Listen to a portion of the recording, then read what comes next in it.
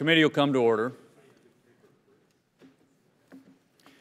Today, the committee will hear testimony from the three service secretaries on the administration's fiscal year 2019 budget request, as well as on their progress in implementing the acquisition reforms already passed into law. The two are closely tied because both branches of government have a responsibility to get more defense value for the taxpayers from the money that's spent, as well as a responsibility to get innovation into the hands of the warfighter faster. Acquisition reform has put more authority and more responsibility with the services. We have begun to reverse the decline in funding. Now DoD and the services have to deliver results. The budget agreement, which Congress must complete by passing the Appropriations bill this week, begins to repair and rebuild the military. But our adversaries are not waiting around for us to catch up. We must reform as we rebuild. We must be prepared across the full spectrum of modern warfare, from nuclear deterrence to the kind of political and information campaigns we'll discuss at greater length in our hearing tomorrow. And we must measure success by output and results rather than inputs and process. The budget agreement gives us an opportunity, but the legislative and executive must work together to make the most of it. Business as usual will not adequately defend the nation in today's world. I know I speak for all my colleagues on this committee in saying that we stand ready to do our part to get us on the right track. Yield to the ranking member.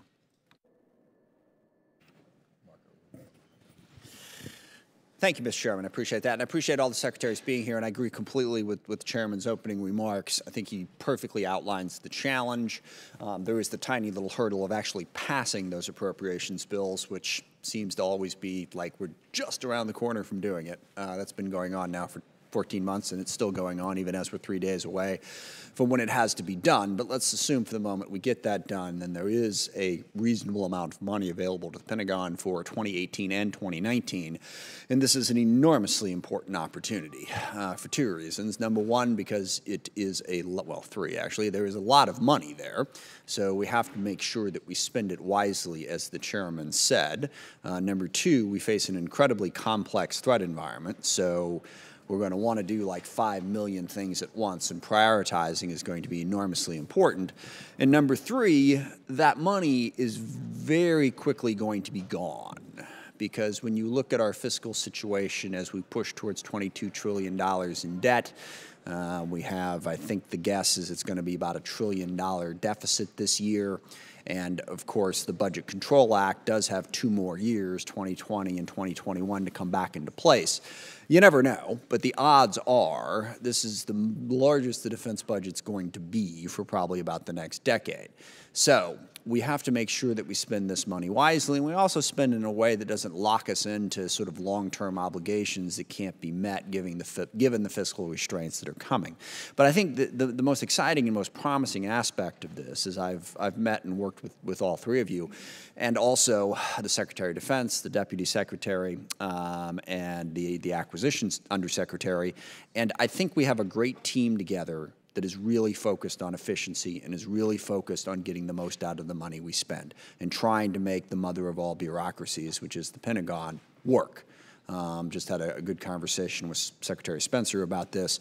I think we're headed in the right direction. I'll just close by saying, as we head into the 2018 NDAA, if there's anything that we can do or not do in the NDAA to help you with that acquisition reform process, please let us know, because I think that's what's going to be most important, is to make sure that we spend the money as wisely as is humanly possible to meet all the challenges that we do face. With that, I yield back and look forward to the testimony. The committee is pleased to welcome the Honorable Mark Esper, Secretary of the Army, the Honorable Richard Spencer, Secretary of the Navy, the Honorable Heather Wilson, Secretary of the Air Force, as witnesses today. Without objection, your full written statements will all be made part of the record, and we will be interested in hearing any oral comments you'd like to make at this time. Secretary Esper, we'll start with you. Chairman Thornberry, Ranking Member Smith, distinguished members of the committee, good morning, and thank you for the opportunity to be with you today. Let me say up front that the Army's readiness across its formations is improving, and if called upon today, I am confident we would prevail in any conflict. This is due in part to the increased funding Congress provided last year. For this, I would like to say thank you. The Army's mission to defend the nation has not changed, but the strategic environment has. Following 17 years of sustained combat, we now face a future characterized by the reemergence of great power competition and the continued challenges posed by rogue states and non-state actors, making the world ever more complex and dangerous. To address these challenges, the Army is changing. We have a comprehensive plan to ensure our long-term dominance, but we must have predictable, adequate, sustained, and timely funding. Fiscal uncertainty has done a great deal to erode our readiness and hamper our ability to modernize. While the Army must be ready to deploy, fight, and win anytime, anywhere, against any adversary, the National Defense Strategy has identified China and Russia as the principal competitors against which we must build sufficient capacity and capabilities. Both countries are taking a more aggressive role on the world stage and either possess or are building advanced capabilities that are specifically designed to reverse the tactical overmatch we have enjoyed for decades. In support of the NDS, the Army is increasing our lethality along three focused priorities: readiness, modernization, and reform. Readiness is the top priority because only a ready total Army, regular Army, Guard, and Reserve, can deter conflict, defeat enemies, and enable the joint force to win decisively. We are refocusing training for our soldiers to be more lethal and more resilient on the high-intensity battlefield of the future. We are increasing home station training, getting more repetitions for our formations at the company level and below. We are giving training time back to commanders by reducing certain self-imposed mandatory training requirements not tied to increased lethality and by eliminating excessive reporting. We have maximized the number of combat training center rotations to 20 per year, 4 of which are dedicated to the reserve component. These rotations are focused on the high-end fight, replicating near-peer competitor capabilities, including increased enemy lethality, degraded communications, persistent observation, and a contested environment. And while the quality, training, and esprit of our soldiers are what make the U.S. Army the most ready and lethal ground combat force in history, our superiority is enabled by the best weapons and equipment we can provide. As such, my second priority is modernization, or future readiness. To ensure our soldiers never enter a fair fight, the Army is now increasing its investments in modernizing the force. Our modernization strategy is focused on one goal: make soldiers and units far more lethal and effective than any other adversary. The establishment of the Army Futures Command this summer is the best example of our commitment to the future lethality of the force. Army Futures Command will address the key shortcomings of the current acquisition system, providing unity of command, effort, and purpose to the modernization process. The Army has also identified its top 6 modernization priorities for the coming years. Each of these priorities is detailed in my written statement, and each is the purview of a newly established cross-functional team. The purpose of these CFTs is to determine the requirements of needed capabilities to ensure all stakeholders are at the table from day one and to focus Army resources on accelerated experimentation, prototyping, and fielding. In order to ensure battlefield success, our doctrine must be updated to reflect the threat environment we face and remain apace with our other efforts to modernize our equipment. My third priority is reform, freeing up time, money, and manpower to enhance readiness, accelerate modernization, and ensure the efficient use of the resources provided to us by the American people. Our reform efforts, particularly within the acquisition system, are long overdue. While Futures Command is probably the boldest reform we are pursuing, other reform initiatives owe much to the acquisition authorities delegated to the services in prior NDAAs. Within these authorities, we are reinvigorating the Army Requirements Oversight Council, moving major defense acquisition programs back to the service, and using other transactional authorities to accelerate fielding in limited situations. A ready and modernized Army is critical to defend the nation, but we must not overlook what makes us remarkable. For this, I've outlined 3 enduring priorities. First, taking care of our soldiers, civilians, and their families. Second, a service-wide recommitment to the Army's values, especially by leaders, to treat everyone with dignity and respect. And finally, strengthening our alliances and partners by building stronger ties through a number of initiatives. I look forward to discussing these with you as time permits. With that, let me thank you again for this committee's continued support of the Army and specifically the defense authorizations and funding increases requested in the FY18 and 19 budgets. I look forward to your questions and appreciate the opportunity to discuss these important matters with you today. Thank you. Secretary Spencer. Chairman Thornberry, Ranking Member Smith, distinguished members, I want to thank you for the opportunity to appear before you today and give you the posture of the Department of the Navy. It's an honor to sit here before you with my fellow service secretaries. On behalf of our services, the Navy Marine Corps team, thank you for the effort put forth by Congress in reaching a bipartisan agreement and then support by the authorizing committees. Let me tell you on behalf of the Navy Marine Corps team, we understand that this put people in the farthest edges of their comfort zone, and we are wildly supportive of that, and we thank you for your efforts. We look forward to getting those resources as soon as possible in order to enhance readiness and lethality in our department. These resources will be expended in focused alignment with the National Defense Strategy, building our combat credible force. I echo what Secretary Esper just said about the need for a steady state of resourcing. Today, 94,000 sailors and Marines are forward deployed and stationed using the global maritime commons as a medium for maneuver, ensuring the maritime lanes of commerce remain free and open, assuring access to overseas regions, defending key interests in those areas, protecting United States citizens abroad, preventing adversaries from leveraging the world's oceans against us 24 hours a day, 365 days a year. Our budget requests enhance readiness and continue increasing the capability and capacity of the Navy Marine Corps team. As directed in the 2018 National Defense Strategy, our budget submission supports building a more lethal, resilient, and agile force able to deter and defeat aggression by peer competitors and other adversaries in all domains across the conflict spectrum. My priorities for the department center on three categories: people, capabilities, and processes. The ability to accomplish our mission relies on people. 800,000 sailors, Marines, active duty, reserve, our civilian teammates, and all their families. We're building a more lethal and resilient, agile, talented, and rapidly innovating workforce as we speak. The ability to accomplish our mission relies on having capabilities necessary to fight tonight, challenge the competitors, deter our rivals, and win. We are investing in the modernization of key capabilities and new technologies to attain that goal.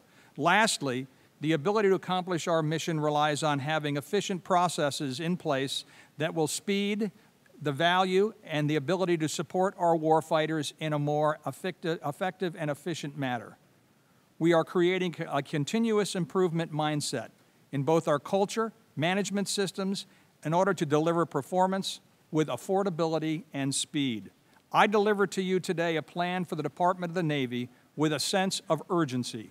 We cannot and will not allow our competitive advantage to erode. With your guidance, these planned investments will provide combat-credible maritime forces for the future. We will ensure we're good stewards of providing these resources, drive efficiency across the department to maximize every dollar, and invest smartly to leverage the return on our investments. I look forward to your questions. Secretary Wilson. Mr. Chairman, Ranking Member Smith, my statement is in the record, and I'd just like to highlight a couple of points that's really part of our budget. The first is that the Air Force budget for fiscal year 19 aligns with the National Defense Strategy. It recognizes that we face a more competitive and dangerous international security environment than we have seen in decades. It also recognizes that great power competition has reemerged as the central challenge to U.S. security.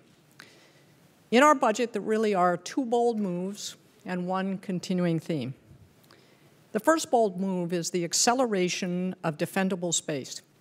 We need to be able to deter, defend, and prevail against anyone who seeks to deny our ability to freely operate in space. The President's budget reflects an 18% increase over the fiscal year defense plan for 19, the 5-year defense plan, and that is on top of a 6% increase that we presented in the fiscal year 18 defense plan. So accelerate defendable space.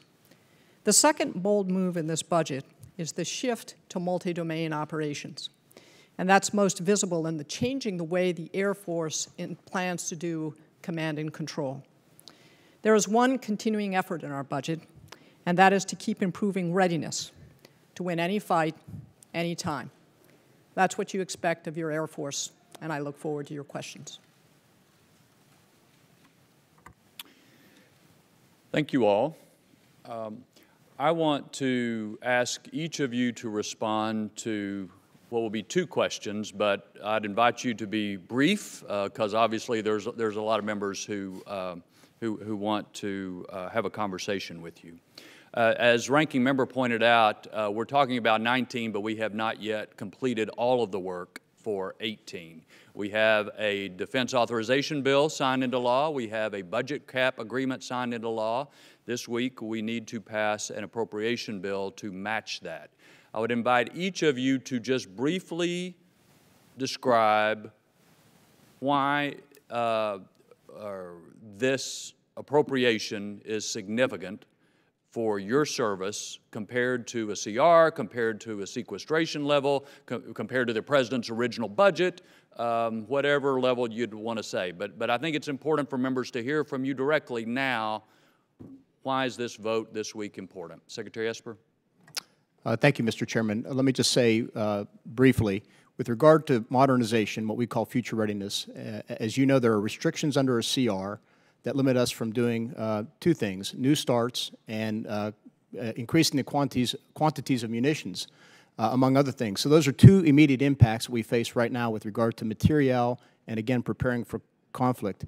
More broadly, because of the fact that we're operating under the CR, and we have been now for nearly 6 months, it limits our ability to fund training exercises, to fill seats at our training base, and has an overall impact on the training and readiness of the force. Secretary Spencer. Mr. Chairman, I can only echo what Secretary Esper just said and add something on as far as the Navy is concerned. You've heard me speak before what CR has cost the United States Navy since they began, about $4 billion burned in a trash can. But more importantly, we desperately need this new appropriations bill to be set forward. The capital assets and our cycling of maintenance for aviation, surface warfare, undersurface warfare, it is critical, absolutely critical, that we get a continuous form of funding in order to manage the industrial base to put us back on a footing to be out there on the seas protecting that we should do. Secretary Wilson.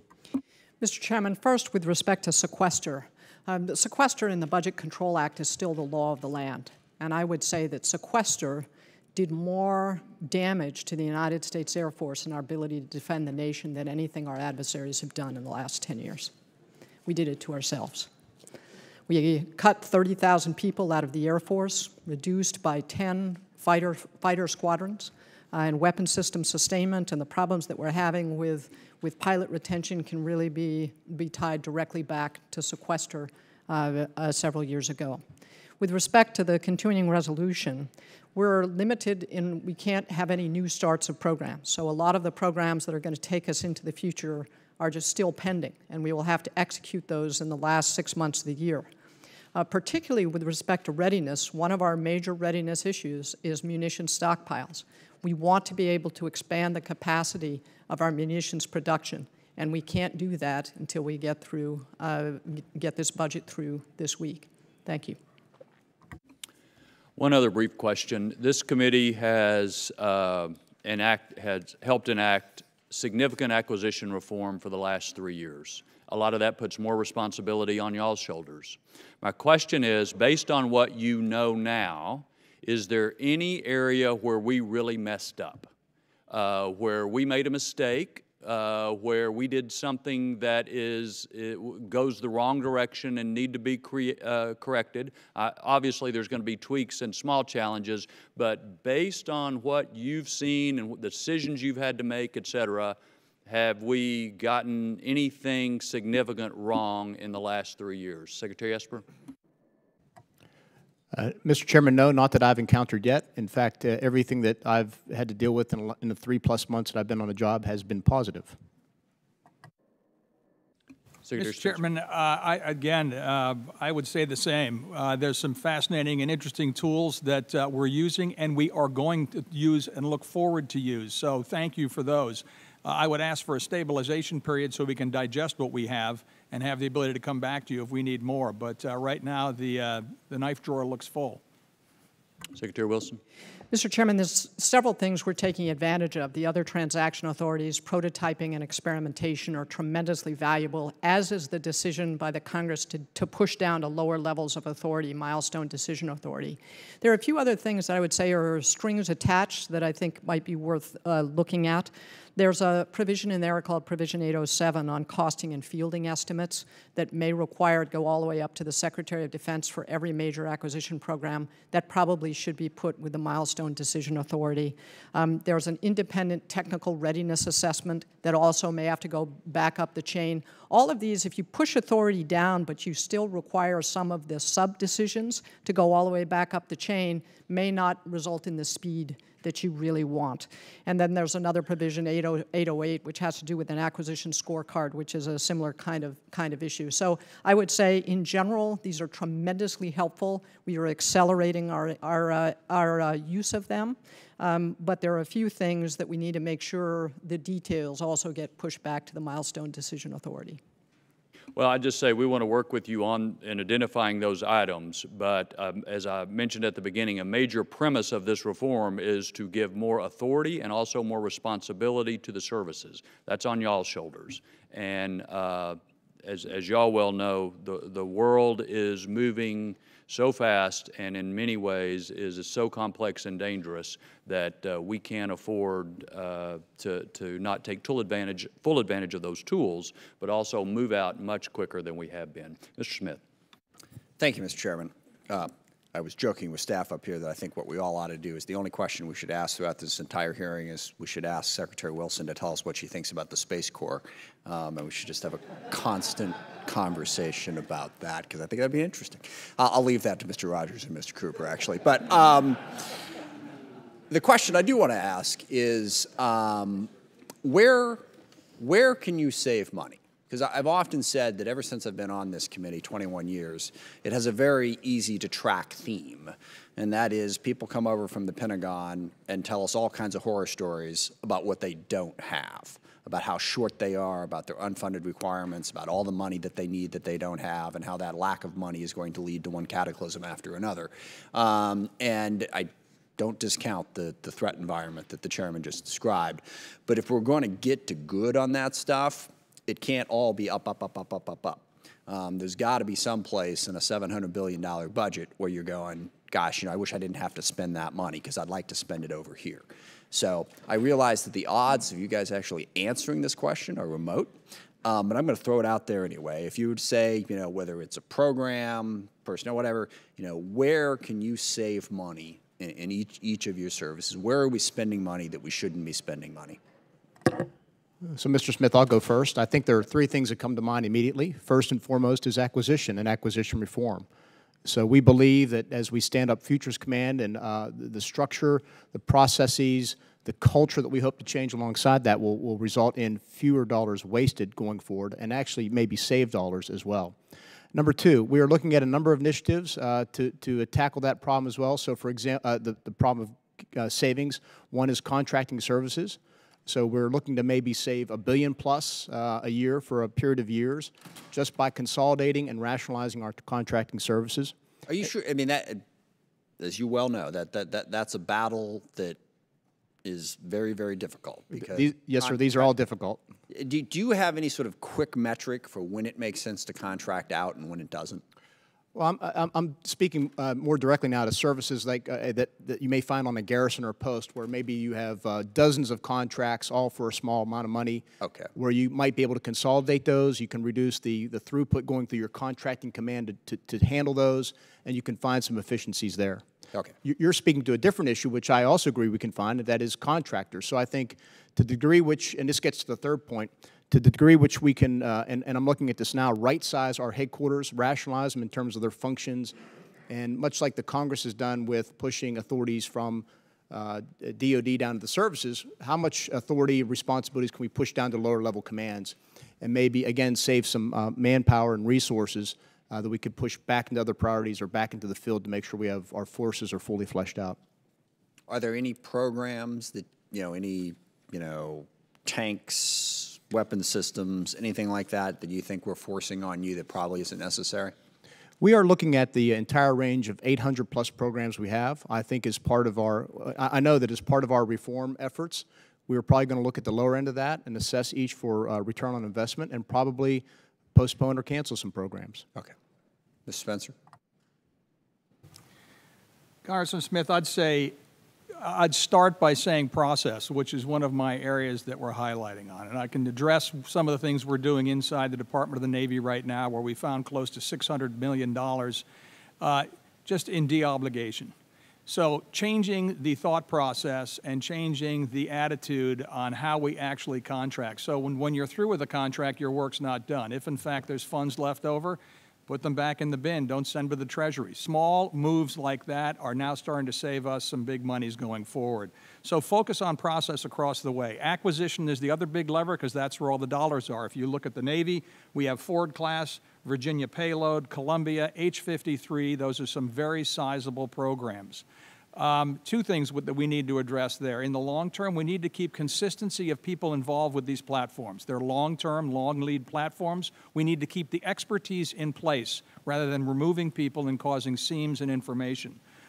More importantly, the acquisition process, once the contract is laid, it certainly isn't on autopilot. It deserves the attention up and down senior management at all times to manage these programs. You'll see it, I think, going forward with Ford. We have a new plan here. You heard we put out the two-ship buy. This was divined from conversations that started back in November with our supplier. And I'd almost like to say it's a new world in that the way we're approaching this. And it's a hands-on, very active management style. Thank you.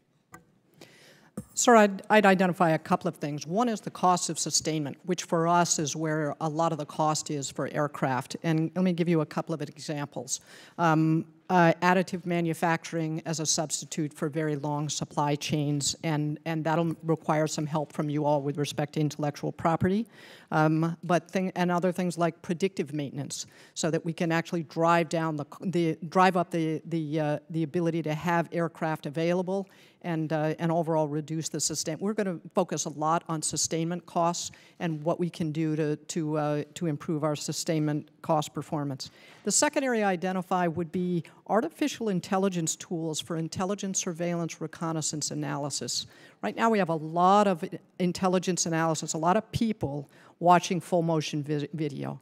That's not a good use of money or time, and in that case, time is money. If I may just say, on that point just quickly, there's a lot of technology out there and software that is getting frighteningly better at being able to look through a massive amount of data and find what you're looking for so that people don't have to, sit there and look at video after video. I mean, we have so much information, there's no way you could possibly see it all. What we need is the AI to get in there and find what we're looking for in that massive database. So that's technology I'd really encourage our committee to pursue.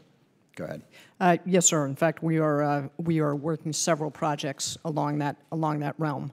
The third that I'd highlight has to do with the way in which we're doing acquisition, and we just released a report on acquisition that includes a number of initiatives to systematically reduce the cost of what we're acquiring, including things like better estimates of what something should cost, so that we drive down the cost of things in negotiation with contractors.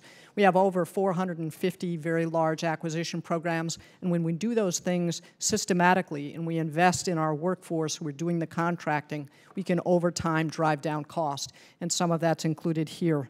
I would also say finally that the speed of acquisition, in the case of acquisition and manufacturing, time is money, and so increasing the speed also helps to drive down the cost. Thank you. Thank you, Mr. Chairman. Mr. Wilson's recognized for 5 minutes. Thank you, Mr. Chairman, and I appreciate your success with Speaker Paul Ryan for appropriations to fund the military. Thank you for your leadership. I want to thank each of you for being here today. your service as a grateful veteran myself who has sons and a nephew serving today in the Army, Navy, and Air Force. We join service. Your leadership is reassuring to military families. Over the years, Secretary Esper, I've had the opportunity and been inspired to visit our Bulgarian and American troops at Novo Selo. Last year, it was incredible to meet with our NATO troops in Poland, Latvia, Lithuania, Romania, and the Republic of Georgia. I want to commend you that I think it's highly appropriate. The state partnership program is the state of Georgia with the Republic of Georgia. It's a wonderful experience to see so many Georgians together. What is the long-term vision for America's presence in Europe? What is the right balance between rotational and permanent troop presence in Europe? Well, thank you, first of all, for that comment on the state partnership program, Mr. Wilson. I agree it's a very important program. When I was in Europe recently, I had just witnessed the Illinois Guard coming out of Poland. They've had a relationship together since 1993, and then I had the privilege of traveling to Ukraine, where I saw the New York National Guard training our Ukrainian partners there. And as a former Guardsman myself, I really appreciate the work that our Guard units are doing around the country. With regard to your question, that is an issue that the Army is looking closely at on a constant basis. When I was in Europe, I had a chance to talk with the EUCOM commander, General Scaparrotti, about this. Right now, there's great benefit to rotating an Armored Brigade combat team to Europe. It provides us the ability to send a highly trained, fresh out of National Training Center, ready force that is then also trained to deploy onto the European continent. That is something critical as we find a large number of our forces here in the United States, the need to train to deploy. At the same time, we are also, as part of this FY19 budget, building pre-positioned stocks, an additional set in Europe to fall in. And I think over time, depending on how we are able to build additional facilities, particularly the poles, to maintain readiness, whether it's gunnery or maneuver, it starts changing the equation as to how much we would rotate and how much we would permanently station on the continent. Well, I greatly appreciate, because to me, it's peace through strength, and to block Russian aggression in Moldova, Georgia, and Ukraine. And for each of you, in line with Ranking Member Smith, how are you planning to address the emerging technologies such as artificial intelligence, high-performance computing, directed energy, hypersonics, and autonomy? How are you resourcing these technologies within your budget request? And each of you, hey, we'll begin with Secretary Spencer. Congressman Olson, thank you. If you look at the National Defense Strategy and you look at the key implementation levers when it comes to technology, the majority of them are the ones that you just mentioned.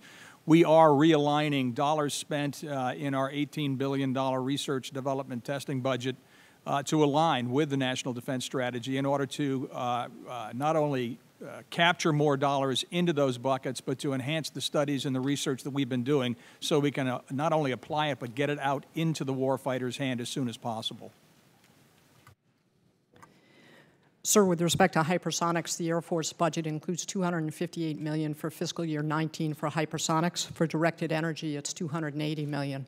What I would also say is that the three of us as secretaries have been getting together frequently to have breakfast. The Navy has the better coffee, but one of the things that we're doing is identifying high priority areas of research and what all three of us are doing in those research areas. Our services are doing those research areas to see where there are gaps, where there are overlaps, and where we can build off of each other's research, including testing Navy systems on Air Force systems, and I think will start to bear fruit.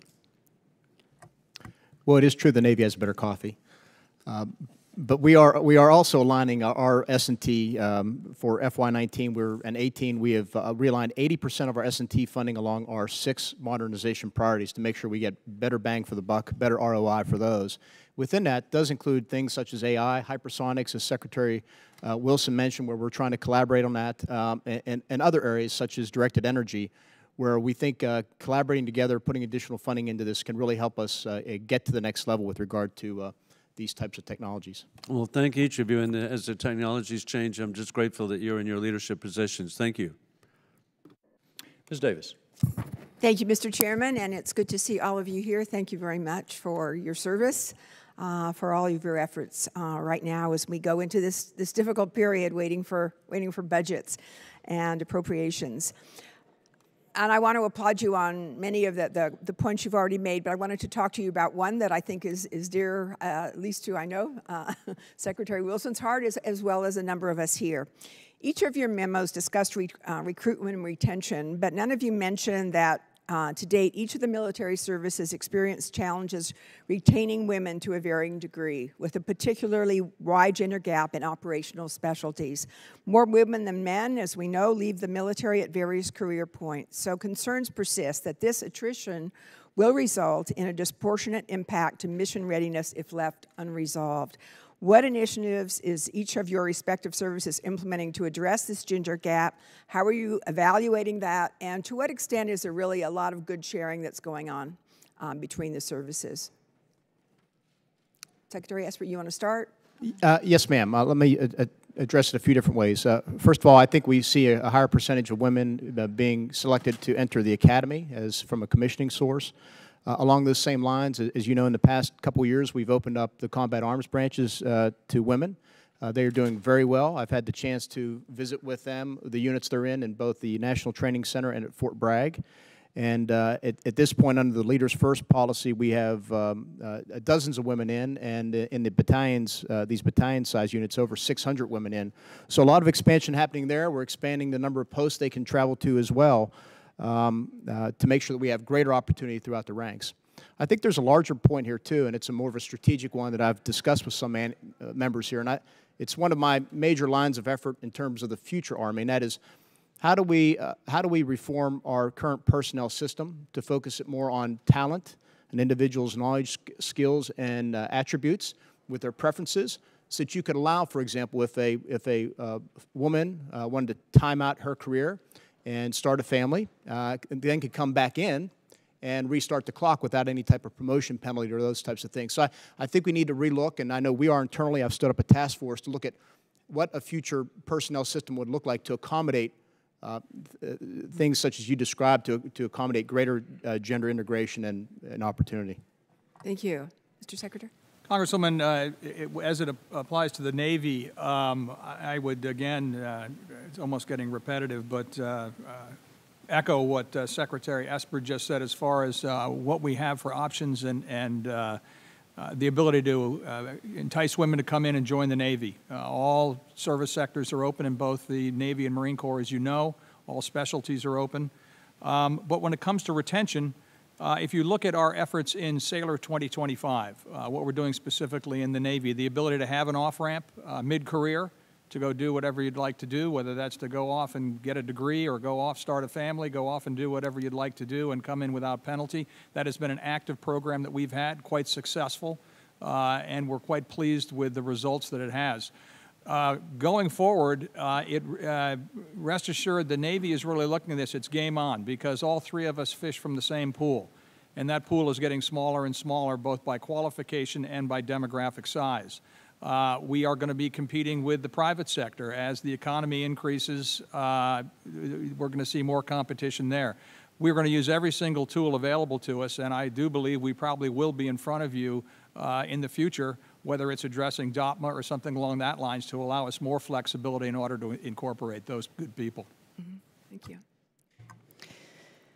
Ma'am, we have a higher percentage of women in the service than any of the other services, and every position in the Air Force is open to women. We are also looking at different ways to be more flexible about how women and men can come in and out of the service, depending on their life circumstances. I would also echo my colleague's comment. I think this year we are expecting a higher percentage of women entrants into the this service academy class than any in history. And I would also say that we're, I think, trying to change a little bit the way we talk and think about who the protectors are in this country. Because I think sometimes the way in which we talk about the services may appeal more to boys than to girls. And that's important in the way we talk about these things. And if I asked everyone in this room to think, just close your eyes for a second and think about the most protective person you know in your life, someone who would do anything to keep you safe. and half the people in this room are thinking about their moms. We are the protectors. That's what the military does. We serve to protect the rest of you. And that's a very natural place for a woman to be. Time the gentlelady's expired. Mr. Rogers. Thank you, Mr. Chairman. I want to thank all the witnesses for being here and for your service to our country. Secretary Wilson, first of all, I wholeheartedly agree with that last statement you just made, and I applaud your effort in that endeavor. One of the primary things I try to do on this committee is keep Ranking Member Smith happy, and since he's charged me with asking you about Space Corps, I guess I will. So that's because he didn't want me to talk about the KC-46. Yeah. President Trump last week endorsed the idea of a separate Space Force. Do you agree with the President's assertion that we should form a separate Space Force? Last week, the President of the United States said that the new National Defense Strategy for space recognizes that space is a warfighting domain. I don't remember any president ever openly saying that. He has relaunched the National Space Council under the leadership of Vice President Pence, and nowhere is his leadership more clear than in the President's budget.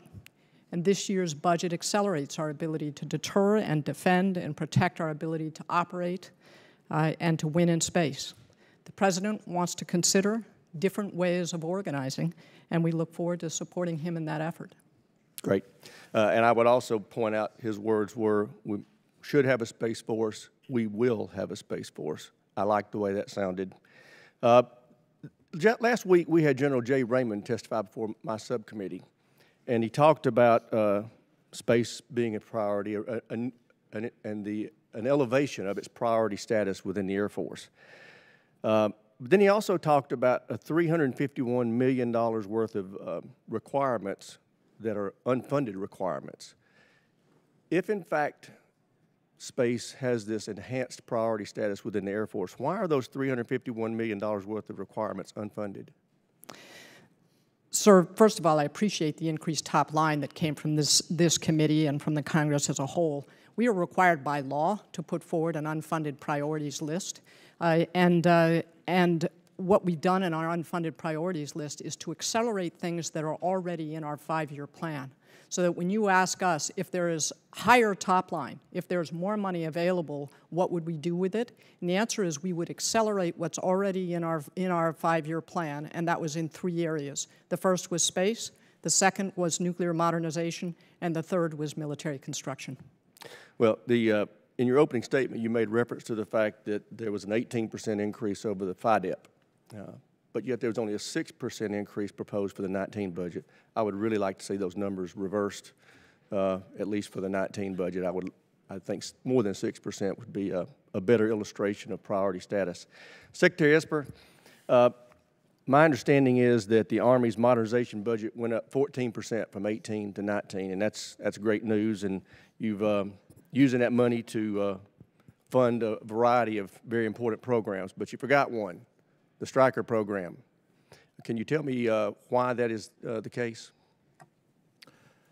Mr. Rogers, we are actually putting money into the Stryker program based on a urgent operational needs request from the commander in Europe. What we're doing is improving their lethality and survivability. On the lethality front, we're looking at arming them with 30-millimeter cannons and with anti-tank missiles. I will tell you that when I was in Germany a month and a half ago now, I had a chance to spend some time on the vehicle and talk to the crew and was very impressed by what I saw. They will be taking those vehicles through their trials over the coming months, and we will assess the effectiveness. I think in principle, I think it's very good where we're going with regard to both upgunning them and making them more survivable in the sense of adding double V hulls, for example. What are your long-term plans for the Stryker, or do you know right now? Well, right now we plan to keep them in the inventory. I think our focus really is on the next generation combat vehicle. That is one of our cross-functional teams, and that is viewed more as a replacement, the next generation for the Bradley fighting vehicle, if you will. Okay, thank you. Mr. Chairman, I yield back. Mr. Larson. Excuse me. Thank you, Mr. Chairman. Thank you all for coming. So we've been hearing testimony in the committee and a couple of subcommittees specifically with regards to the investment in emerging technologies from other countries, China and Russia in particular, and how that could change a military balance of power. So the current S&T budget for the department as a percentage is, I think, lower than it was when I was first here in the early 2000s. Right now it's about 2.3% of the total budget. So the question I have is if this is a concern and a high priority, the S&T budget does not seem to be reflecting that. So for each of you, briefly, can you tell us what your plans are for investing in your own S&T budget over the next 5 years as opposed to just today? Yes, sir. Let me first say, from 17 to 19, we're seeing nearly a 20% increase in terms of RDT&E funding, so about $8.5 billion to 10.2 or so.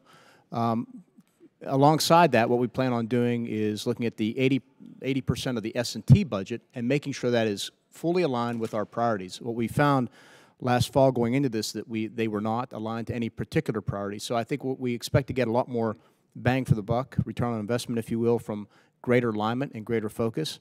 Knowing, of course, that S&T, the RDT&E budget is the seed corn for future readiness, we plan to continue investing in that because we know it's critical to achieve what we need to achieve in order to be able to meet the threats, the challenges that are outlined for us in the National Defense Strategy.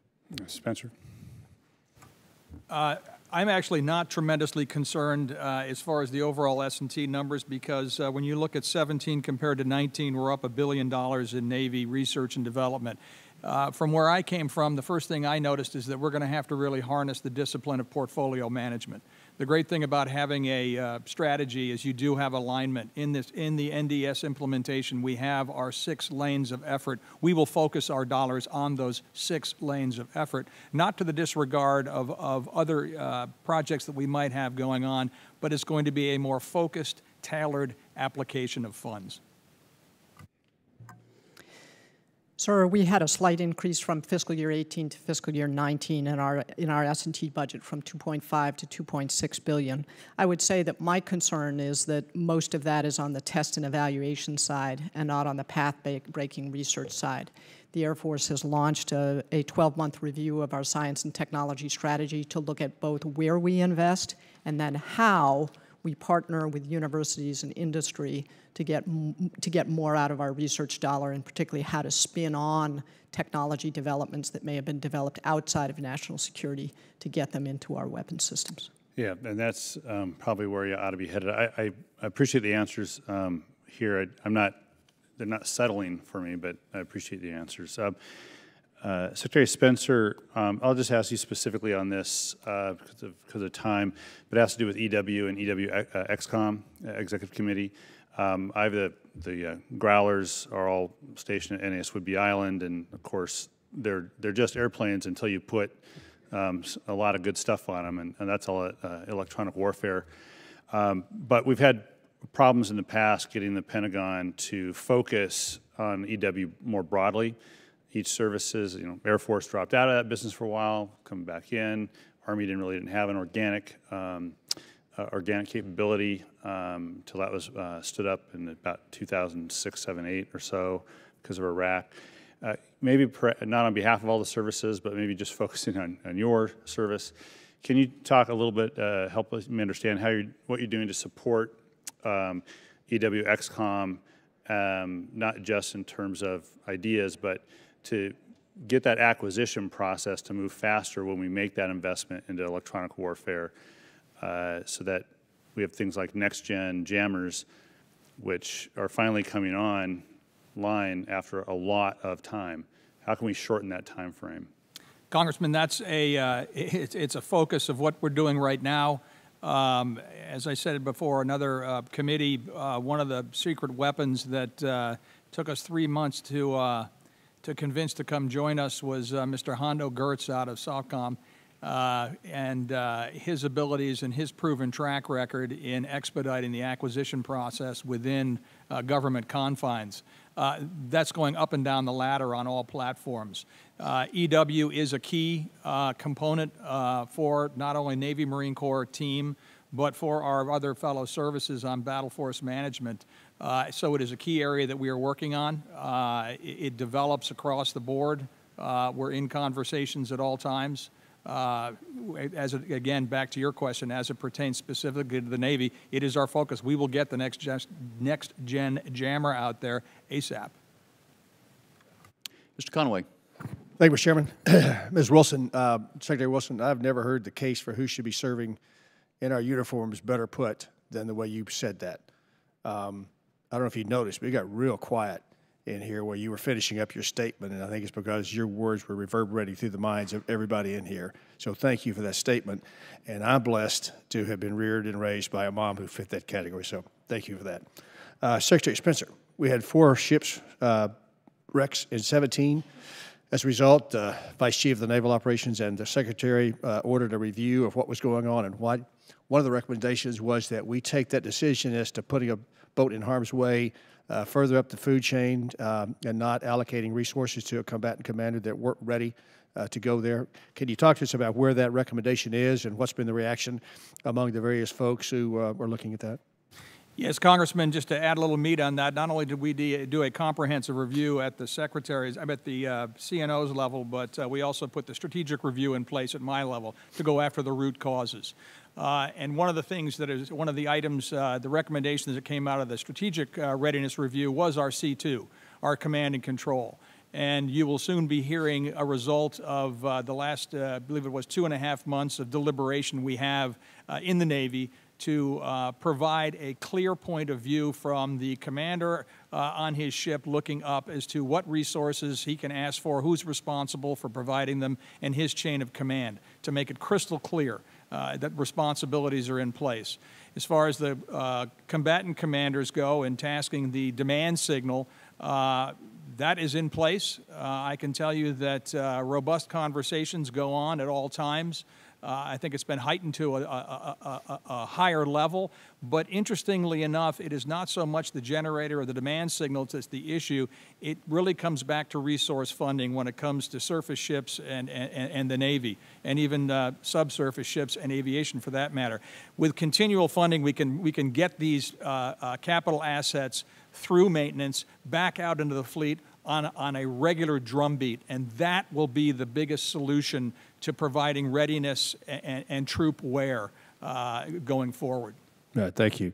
Mr. Esper, Secretary Esper, the fight in Afghanistan, you're moving something called the Security Force Assistance Brigades, which seems to be a more tailored approach to assistance using maybe more experienced personnel as an idea, as a way to try to make sure the brigade combat teams are ready to go, but then looks like we're asking for those to come in on top of those security force brigades. Can you talk to us about the operational tempo of that security force brigade, why that's even more or less than what it would be now, and the impact it has on your ability to keep folks ready to go? Yes, sir. As you noted, we're standing up 6 security force assistance brigades, 5 an active component, 1 in the Guard.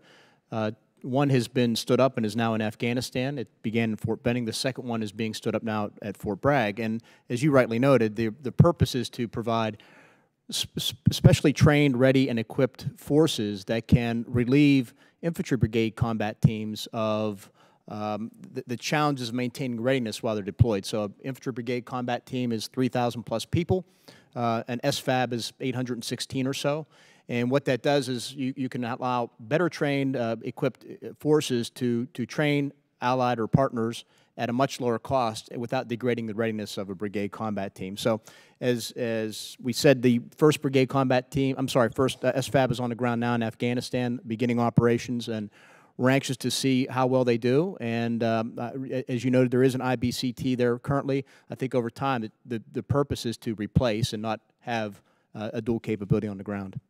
So what would be the operational tempo for that security force brigade? How often will they go into the fight, coming and going? I think it's would be on the same type of rotational basis. I don't know that we've determined whether it's a 6 or 9 month rotation. That's something I know the chief and the staff are considering. But again, the aim would be to replace an IBCT, and IBCTs are typically on a 9 month rotation. So will they go back to the same spot, kind of like your Special Forces guys do, to make sure they've got familiarity with the area? Yes, sir, depending on the need from the combatant commanders. All right. Thank you, Mr. Chairman. You're back. Mr. Courtney.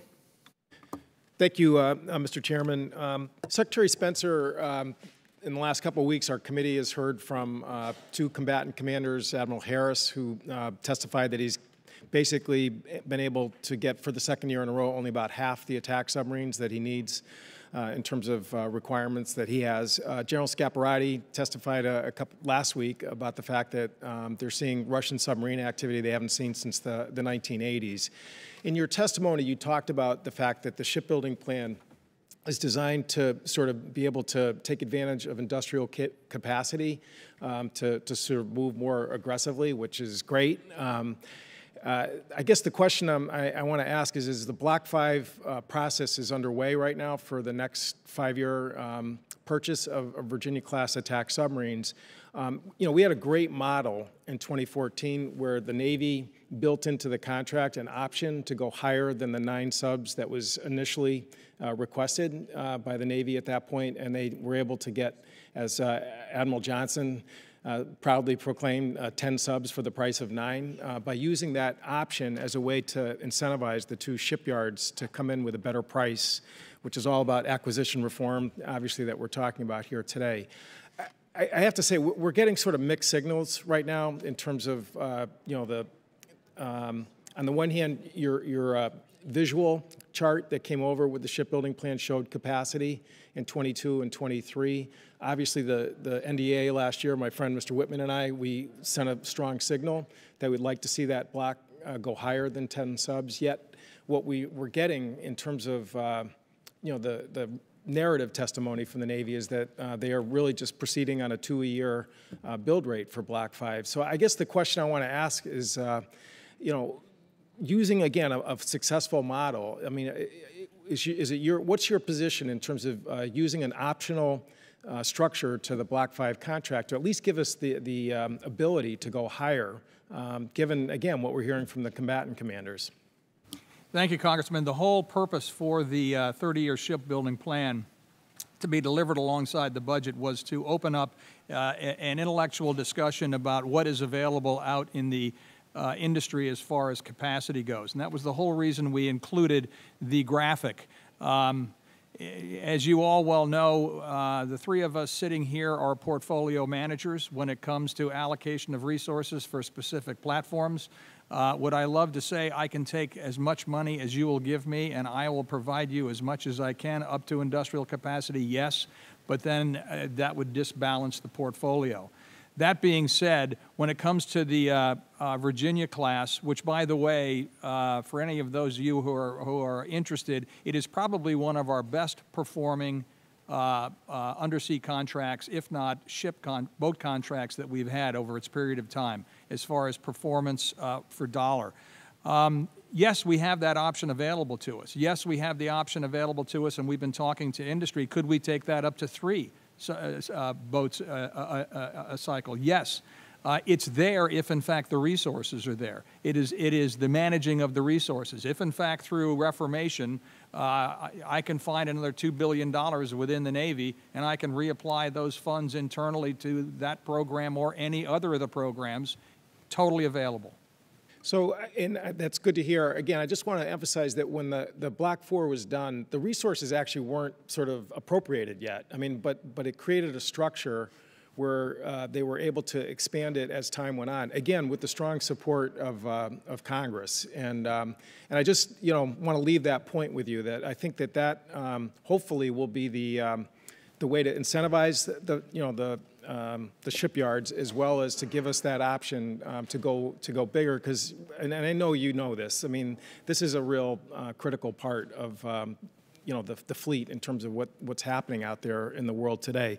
And just to follow up on that, again, you were so helpful during the conference committee in terms of getting that continuous production authority, which again was another way to give the Navy some efficiencies on Columbia class.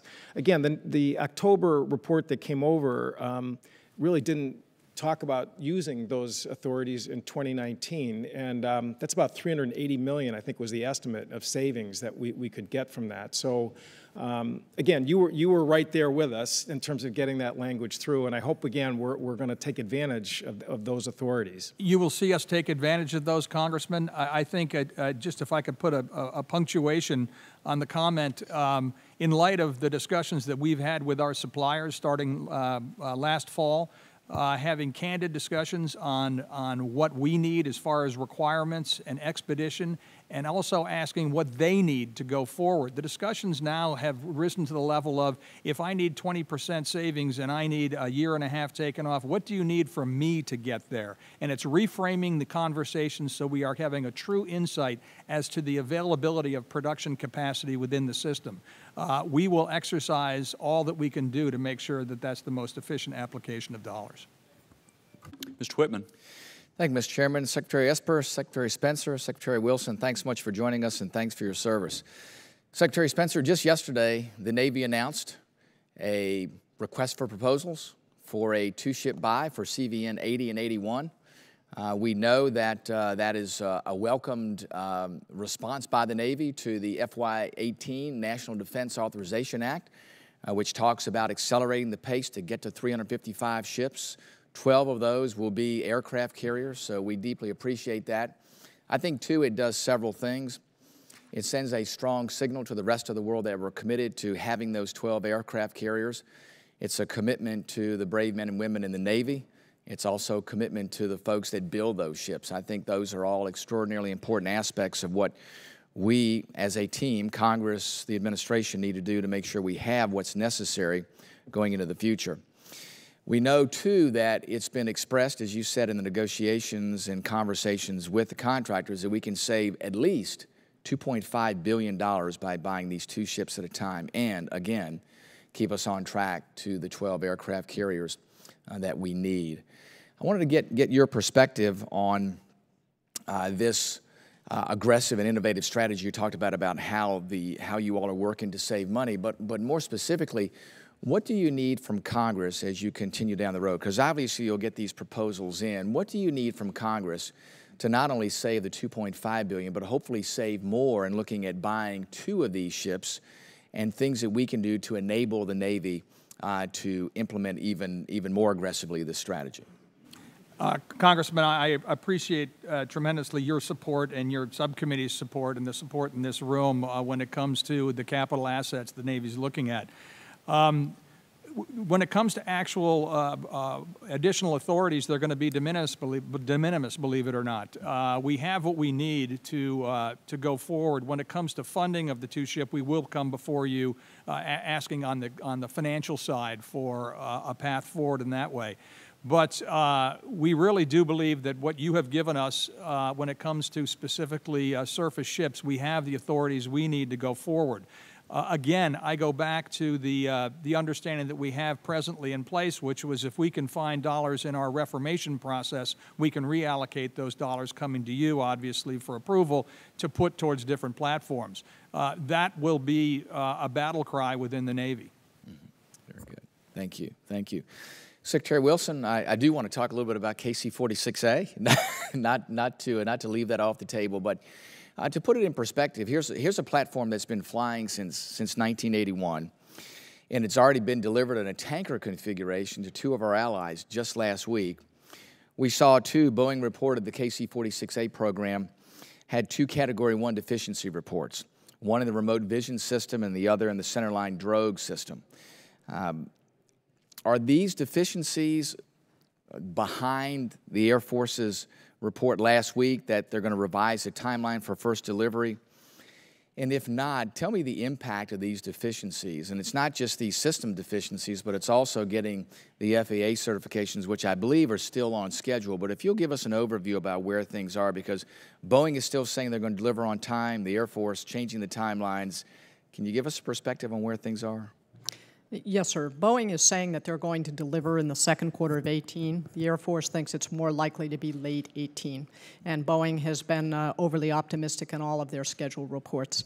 There are a couple of things that impact this. One is they have had flight test delays So the flight test the FAA flight testing has not gone as fast as Boeing anticipated it would, and the Air Force was skeptical about its schedule when it was put forward. As you mentioned, there are two critical deficiencies, one being the remote vision system, and the second being a drogue disconnect that they're working on fixing. The Undersecretary of the Air Force went to Seattle last week for a deep dive with Boeing, and we have asked them to put their A-team on this to get the problems fixed and get the aircraft to the Air Force. Okay, very good. Thank you, Mr. Chairman. I yield back. Ms. Bardeo. Thank you very much, Mr. Chairman, and welcome to Secretaries Esper, Spencer, and Wilson. Secretary Spencer, my question is for you. 2017 was challenging for the Navy, particularly with regard to the maintenance of the fleet. Numerous articles and GAO reports discussed the maintenance backlog for surface and submarine vessels. I continue to be perplexed at the Navy's mixed messaging on the state readiness in regards to depot-level ship repair. The 2017 Strategic Readiness Review highlighted that the constrained ship repair capacity is inadequate to meet the demand. Yet, when we asked if the ship repair capability was insufficient to meet requirements in the Pacific, the response was that the Navy did not agree with this. With 60% of our naval fleet operating in the Pacific region, what is the Navy's plan for depot-level ship repair in this area, and is it a priority? Congresswoman, we have had discussions on this, and I appreciate your question. Obviously, depot-level maintenance is key to the Navy. You've heard me earlier as I was answering questions that we need to get the proper resourcing facing off our ability to access availabilities in a timely manner to get the what I call the battle rhythm of maintenance and ships out into fleet back to normal. We believe that in the North American market, with going back to appropriately funding availabilities and having the discipline to access those availabilities, we do have the capacity to get the fleet back on its feet and out the door. So, Mr. Secretary, then would you say it's adequate or inadequate? Between public and private, I believe it's adequate. Thank you. Another question I have for you, the FY18 NDAA also required the Navy to report to this committee on depot-level ship repair in the Western Pacific. Earlier this year, I asked that you provide periodic updates on the progress. So what is the status of this report, and when do you expect for the report to be completed and transmitted to this committee? I would hope that this report, Congresswoman, will be ready by the end of spring, giving you the update that you need about the assets available. Good, good. All right, my second question, Secretary. In 2011, the DoD made the net negative commitment to reduce land holdings on Guam as part of the relocation of the U.S. Marines from Japan. Last year, the Navy submitted a report to this committee regarding the status of net negative, which included 8 additional parcels pending transfer to Gov Guam, totaling some 114 additional acres. This commitment for the military to hold less land on Guam is key to maintaining support within our civilian community. So will you commit to providing me and the committee with an update on the status of the Navy's efforts to return these 8 parcels? I will. All right. And additionally, I introduced the Guam Land Return Act yesterday that included 7 additional properties requested by Gov Guam agencies and Guam families for consideration as part of the net negative pledge. So will you commit to reviewing these parcels for me? We will commit to review, Congressman. Thank you, and I still have a little time. This question is for the panel as it relates to your area. After years of concern regarding readiness shortfalls and the impacts of sequestration, I'm concerned that the 2019 budget request may not appropriately balance long-term readiness recovery through modernization with near-term efforts through sustainment and maintenance. So with regard to the FY 2019 budget, how will the request support near-term readiness recovery, and are there specific areas in the operations and maintenance accounts, such as weapon systems and so forth? Could you help with this readiness recovery effort? Ma'am, we are putting substantial sums of money into both O&M for near-term readiness and, of course, additional dollars for modernization account as well, double-digit spending, if you will. And so we're confident that this funding is sufficient for us to lay the groundwork to build the next generation of fighting vehicles, aircraft, et cetera. At the same time, what's the essential piece for us, we believe in the Army, is to reform the current acquisition process. So we're putting a lot of effort into that, most notably the Army Futures Command, which will be stood up this summer, which will help us maximize every one of those dollars. Thank you, Mr. Secretary. And for the Air Force, I have no questions. I yield back. Mr. Lamborn. Thank you, Mr. Chairman. Thank you all for being here this morning. And my first question will be for Secretaries Spencer and Wilson, and then a couple of follow-ups. And I think I know the answer to this, but it's important to put it on the record. Under the previous administration, the #1 stated mission of the various branches, well, of the Department of Defense was the nuclear enterprise and its role in providing a strategic nuclear deterrent. Can you confirm that under this administration and under your stewardship, for the parts of the triad that are under your purview, that continues to be our #1 mission?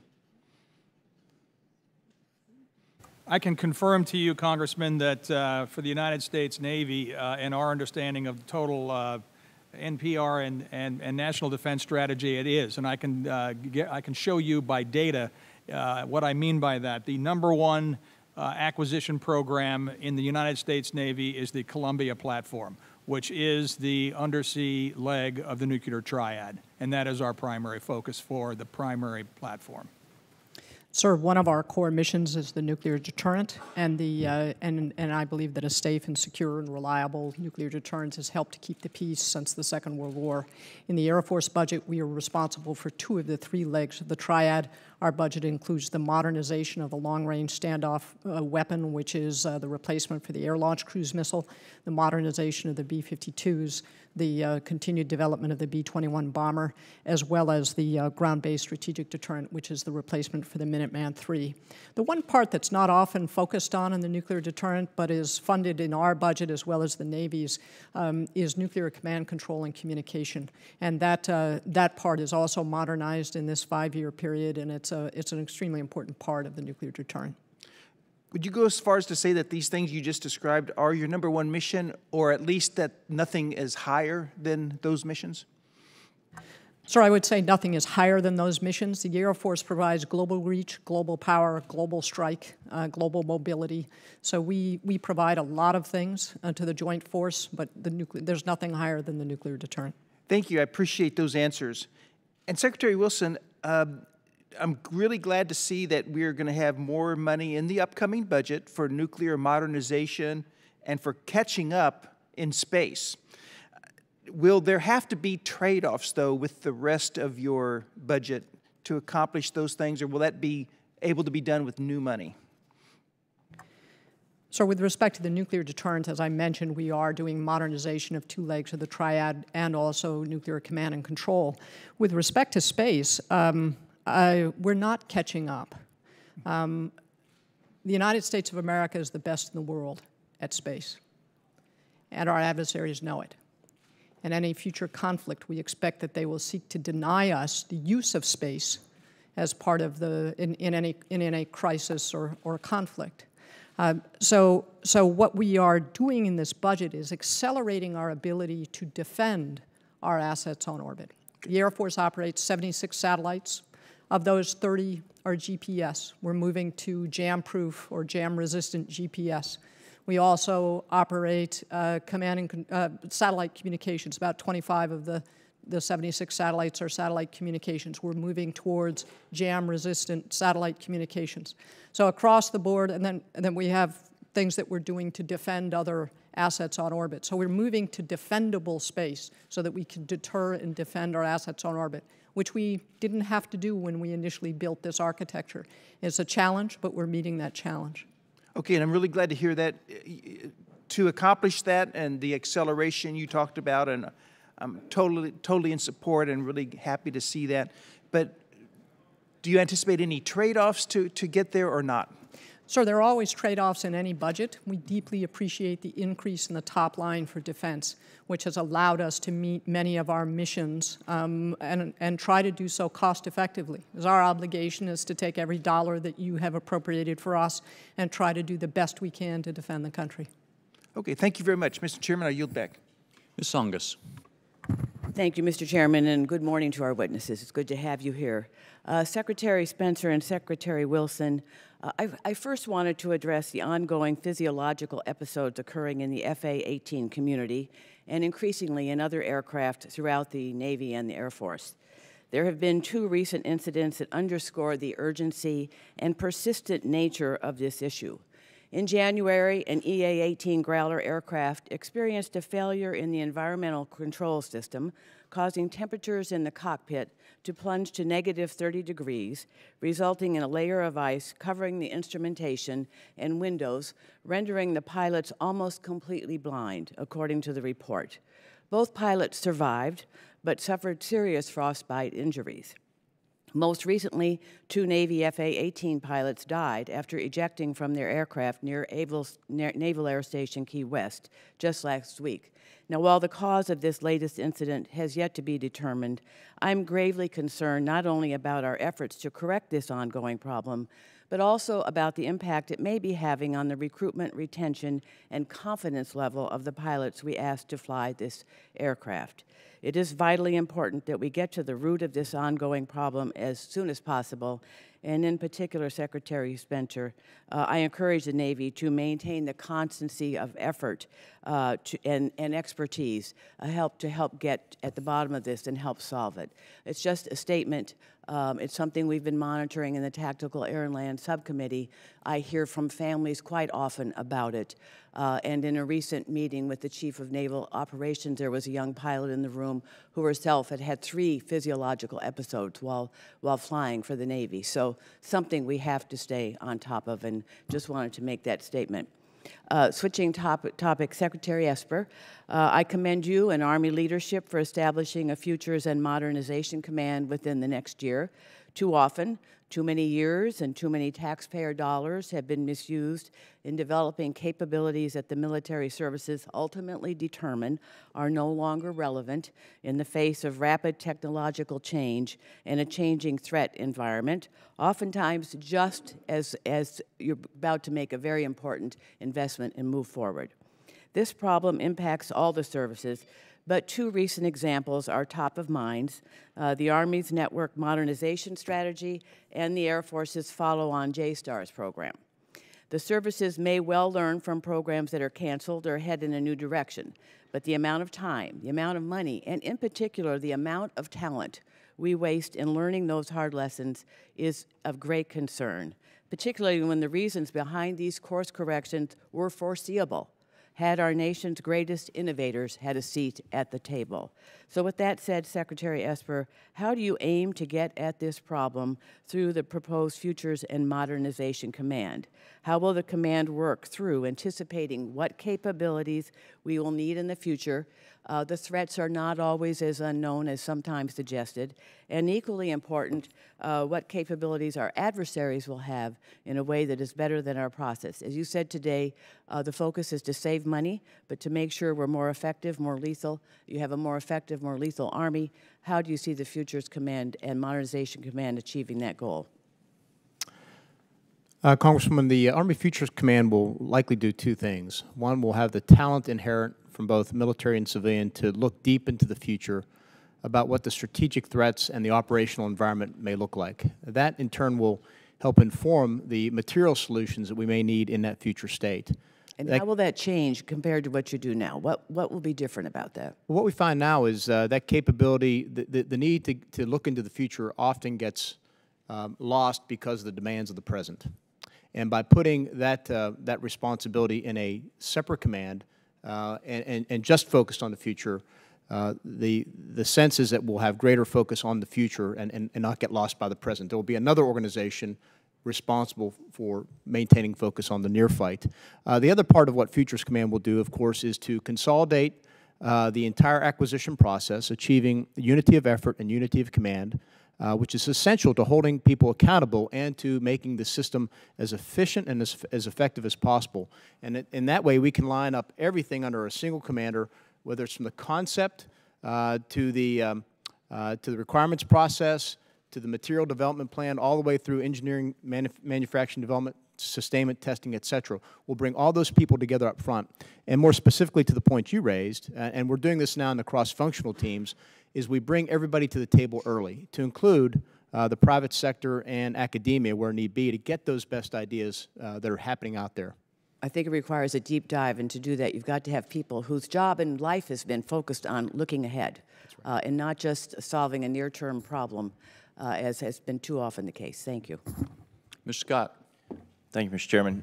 Mr. Spencer, this is more of a request. I know that there's a proposal to draw down either the Mercy or the Comfort. One ship operates on the East Coast, one on the West. If those current ships are not the right platform for the mission, I can certainly understand that. They're very old. But I just want to reiterate my support for that mission and tell you that when I was in Djibouti, the Chinese had a hospital ship over there, certainly providing health care to countries, I believe, is a vital part of our soft power, and would look forward to a meeting with the Navy about how they intend to carry out that mission if the Mercy and the Comfort are not the right platforms for that. Rest assured, Congressman, that's front of mind. 2021 is when we have our first decision point, but obviously we're going to address it prior to that. Yes, we'll sir. keep you informed. Thank you. Secretary Esper,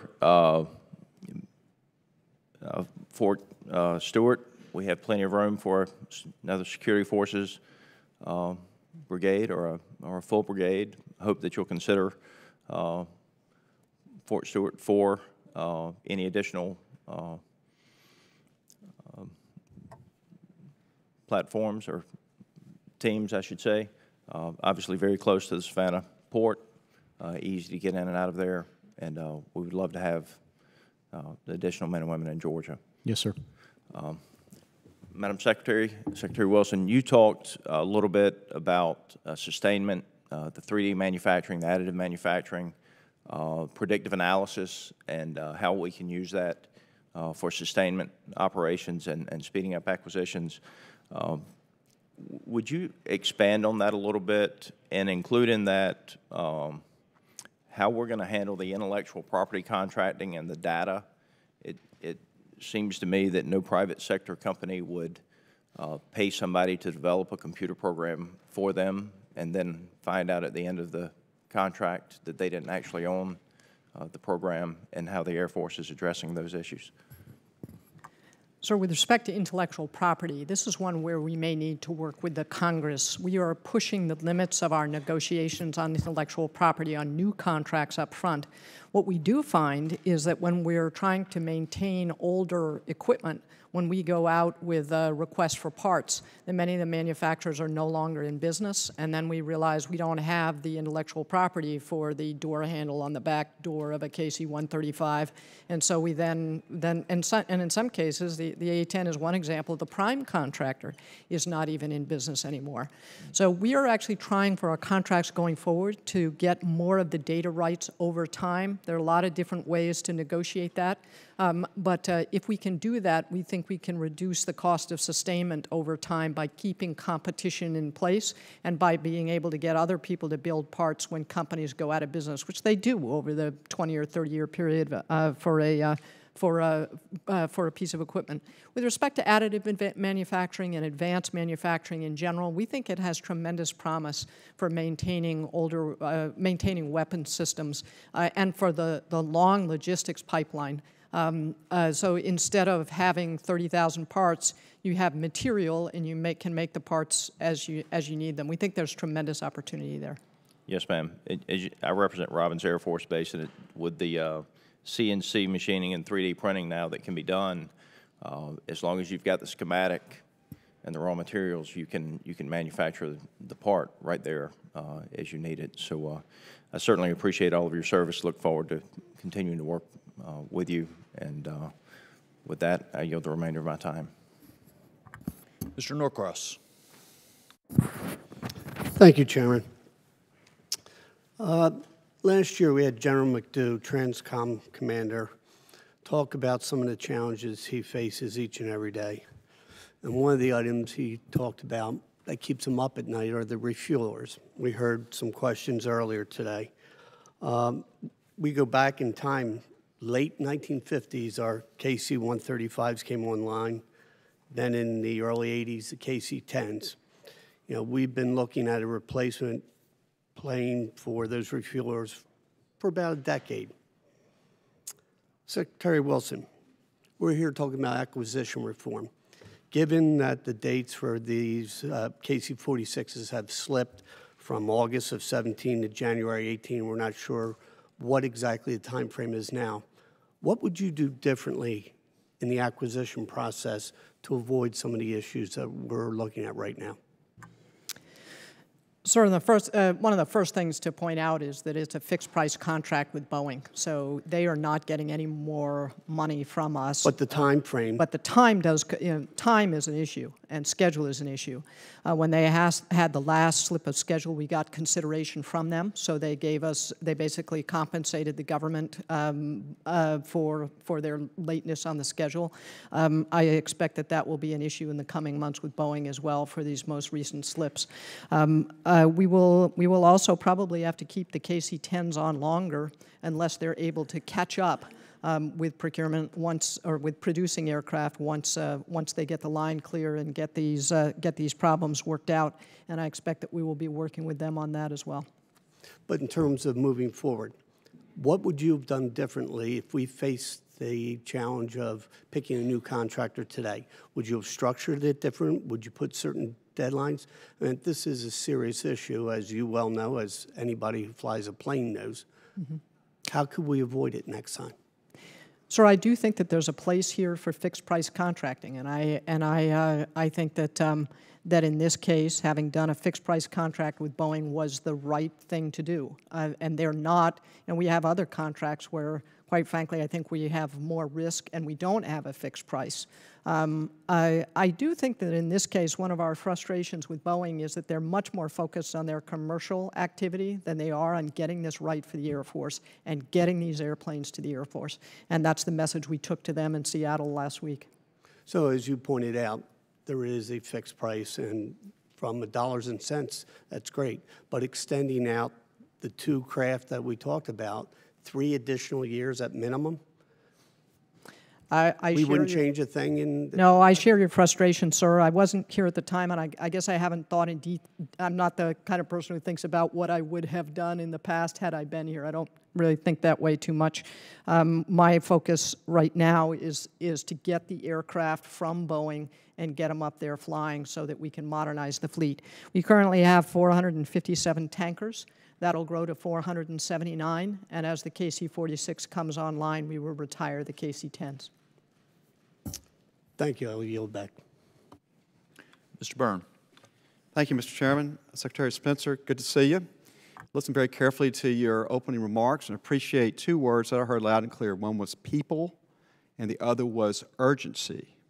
In your written testimony, you say that the 30-year shipbuilding plan sets, quote, the conditions for an enduring industrial base, close quote. Industrial base is people, the people that work at the now just 7 shipyards that build the Navy ships. Unfortunately, your acquisition plan for small surface combatants fails to provide for an enduring industrial base. In fact, it will erode the industrial base for those ships. The Navy requested only 1 littoral combat ship for fiscal year 19 before the transition next year to the frigate. Now, the threshold problem is the Navy was supposed to have gotten the frigate done for fiscal year 19, and that predates you. But you used the word urgency. The Navy has not had urgency about this. So we're in the conundrum we're in right now because of a lack of urgency. And I have to tell you, Mr. Secretary, since you've come on board, I haven't seen the Navy pick up the urgency on this program. In fact, I see the opposite. I think you're slowing down. In fact, some people from the Navy have been in the shipyard in my hometown and said they want to know what happens if it slides further from fiscal year 20. So I think the urgency is missing there. Both of these shipyards that are making LCSs now are telling us that if we go to 1 littoral combat ship, that they'll have a dramatic erosion of the industrial base. They will lay off thousands of shipyard workers, and we'll look at the prospect of losing one or both of those two shipyards, shrinking the number of shipyards from 7 to 5. That's the industrial base. Now, Admiral Nagley, who is the LCS Program Executive Officer, I know you've renamed that program, but he was at the time when he said this, he's testified that the optimal sustaining rate for both shipyards is a total of 3 ships per year, and that's where we've been authorizing and appropriating the last several years. At the beginning of this month, Assistant Secretary Gertz said before this committee that, quote, certainly one LCS a year is not near the optimal rate, close quote, and he said further that this will probably cause some work turned down in those yards as we build back into the frigate, close quote. And you yourself said to the Defense Appropriations Subcommittee just a little while ago that the purchase of a single LCS was, quote, not optimal, close quote. Okay. You may say that you're concerned with the enduring industrial base, but it seems to me you've overlooked the industrial base problem we're facing this year. So please tell me, sir, why we in Congress should accept a, quote, not optimal, close quote, request for the littoral combat ship program. Thank you, Congressman. First of all, I couldn't disagree with you more about urgency, and I'd like to invite you over for lunch and show you the programs we're doing. We're going to bring the frigate on from first discussions in 18 to contracts award in late 19 and get that thing out the door in 3 years after that. I'd like to see a comparison to any other platform we've done on that timeline, and that is what is happening under my tutelage, just so you know. But to address the question at hand, which I totally agree with you, we have to have a balance flow through the industrial base. The way that we're looking at it now, I can only deal with what I'm funded directly in the budget requests.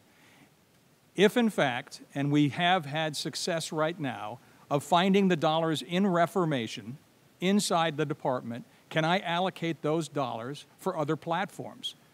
I'm being told, yes, now I can do that. And that is what we're doing. If you look at the $650 million that we actually extracted from deobligation discipline, that would be an example of something that could be put towards another platform.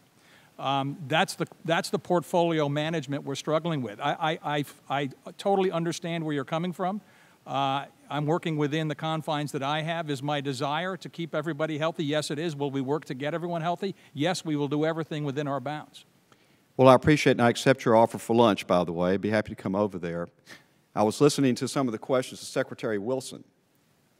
10 years ago last month, the tanker was awarded to a different company, a company that's produced a tanker that is fueling American jets when we're working with our allies in NATO and Australia. If we had gone with that company, we'd have a tanker right now.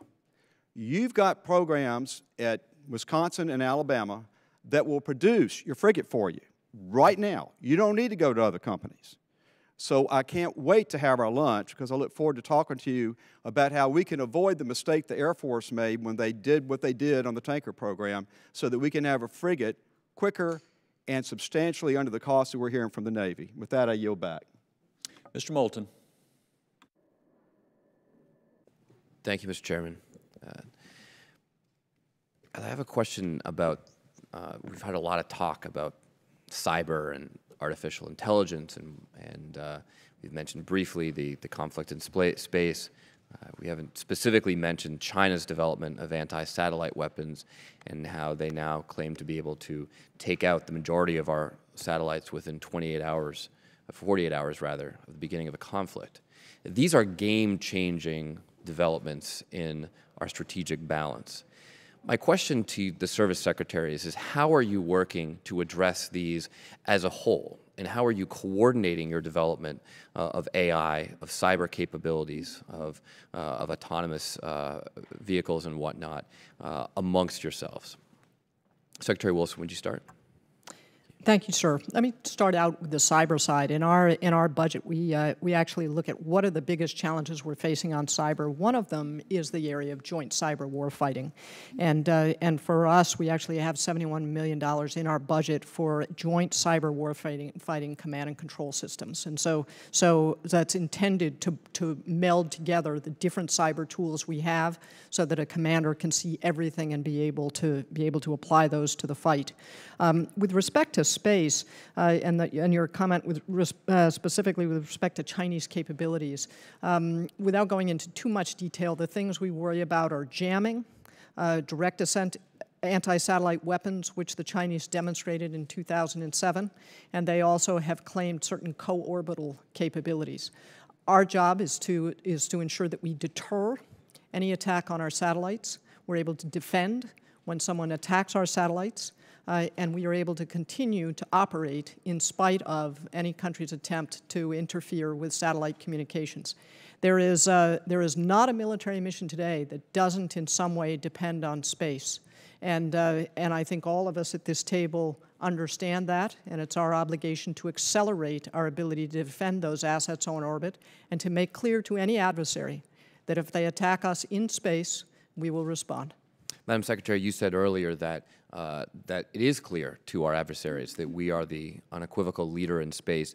Do you feel confident today that we have the resources to defend against such a Chinese attack?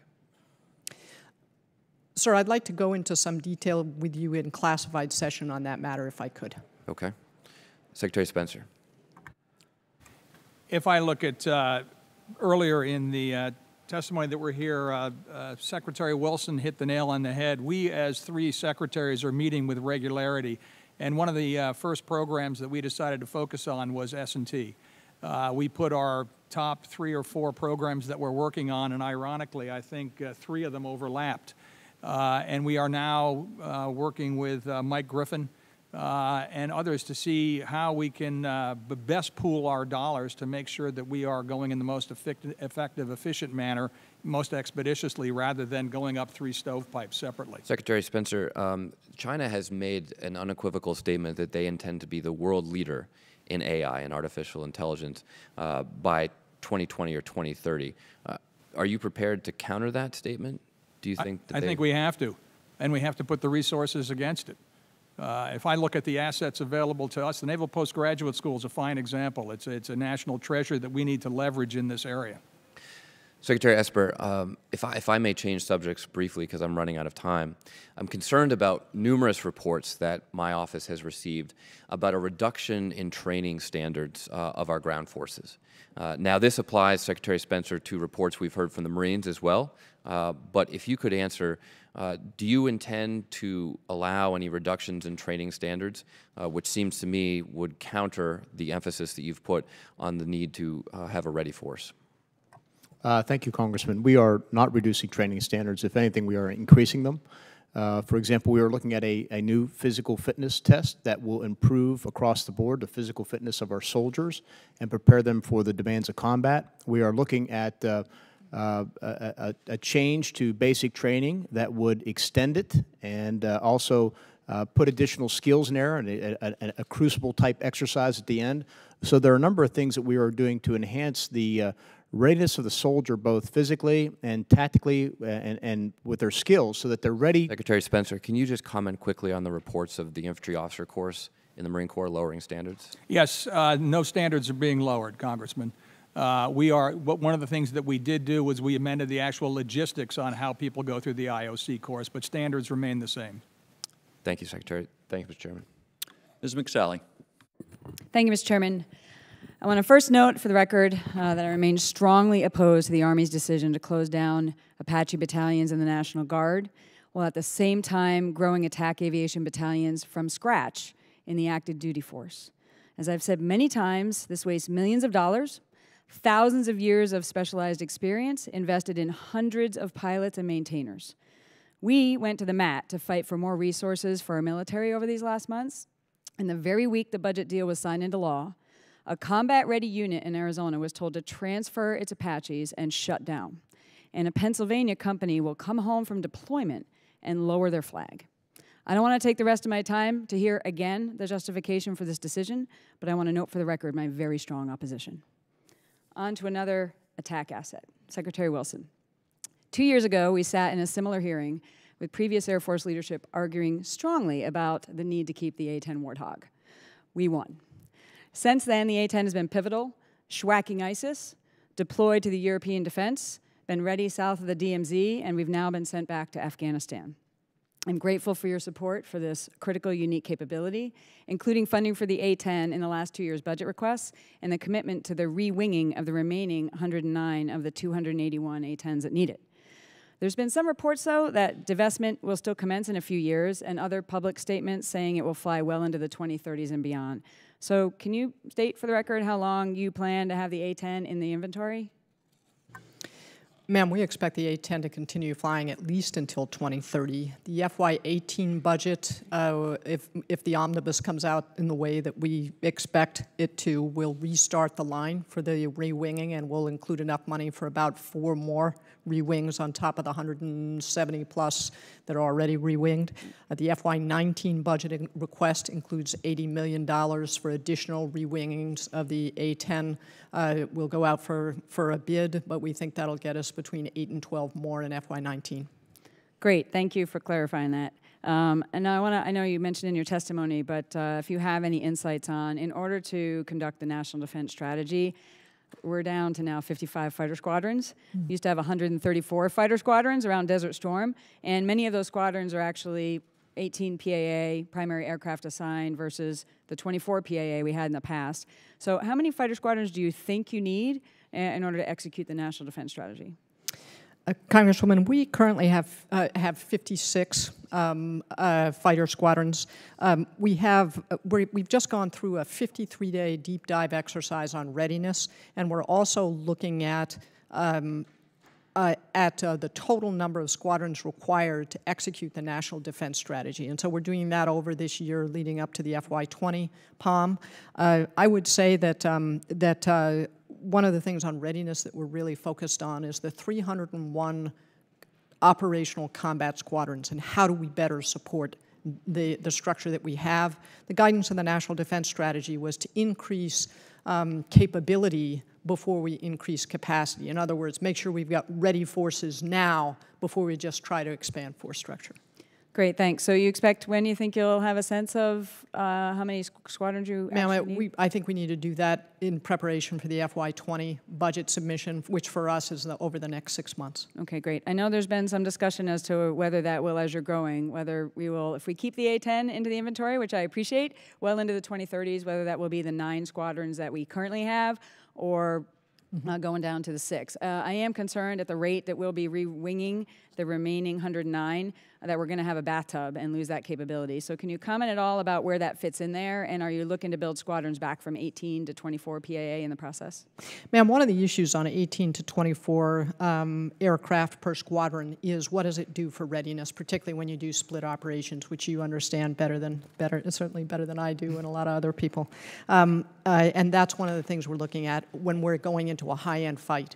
And one of the things we've seen is that over the last 17 years, we've been cannibalizing the Air Force to roll forces forward on a mature infrastructure and command and control. That's not what we're being asked to do in the new National Defense Strategy. So how do we organize ourselves for that high-end fight? And it affects A-10s as well as all of our other aircraft. The other thing that I would also mention with respect to squadrons is that we have the continued funding in our budget for the light attack aircraft, which is not a substitute for the A-10, but could expand the number of squadrons that we have in this 5-year period. And our intention is to try to use light attack aircraft to reduce the operating tempo on 4th and 5th generation aircraft that should be focusing on training for the high-end fight. Great, thanks. I'm over my time. Mr. Carbajal. Thank you, Mr. Chair. Thank you all for being here. All of you have mentioned that we need to take the necessary steps, such as investing in modernization and further improving the acquisition process to ensure our service members have the best capabilities and training for mission success wherever they go. However, one of the most important responsibilities is not just that they are ready to fight, but ensuring that they are healthy and fostering positive morale and well-being. And a part of that is looking at the conditions of their daily lives. We are focusing on modernizing our capabilities, but I also want to make sure we are also taking a close look at the conditions where our service members eat and sleep. For example, I represent Camp Roberts in my district. It is a National Guard base where they train and house soldiers and Marines year-round. Many are trained and housed at Camp Roberts before they are deployed. And what concerns me is that we are allowing these service members to sleep in facilities that are World War II era, and many of which I believe should be demolished and replaced. Some of these buildings are contaminated with asbestos, and honestly, I believe this is unacceptable. I am fully aware these conditions are prevalent among a number of bases and installations, and I understand military construction funding is all but vast. But as we look to modernizing the military, this is an area that cannot be ignored.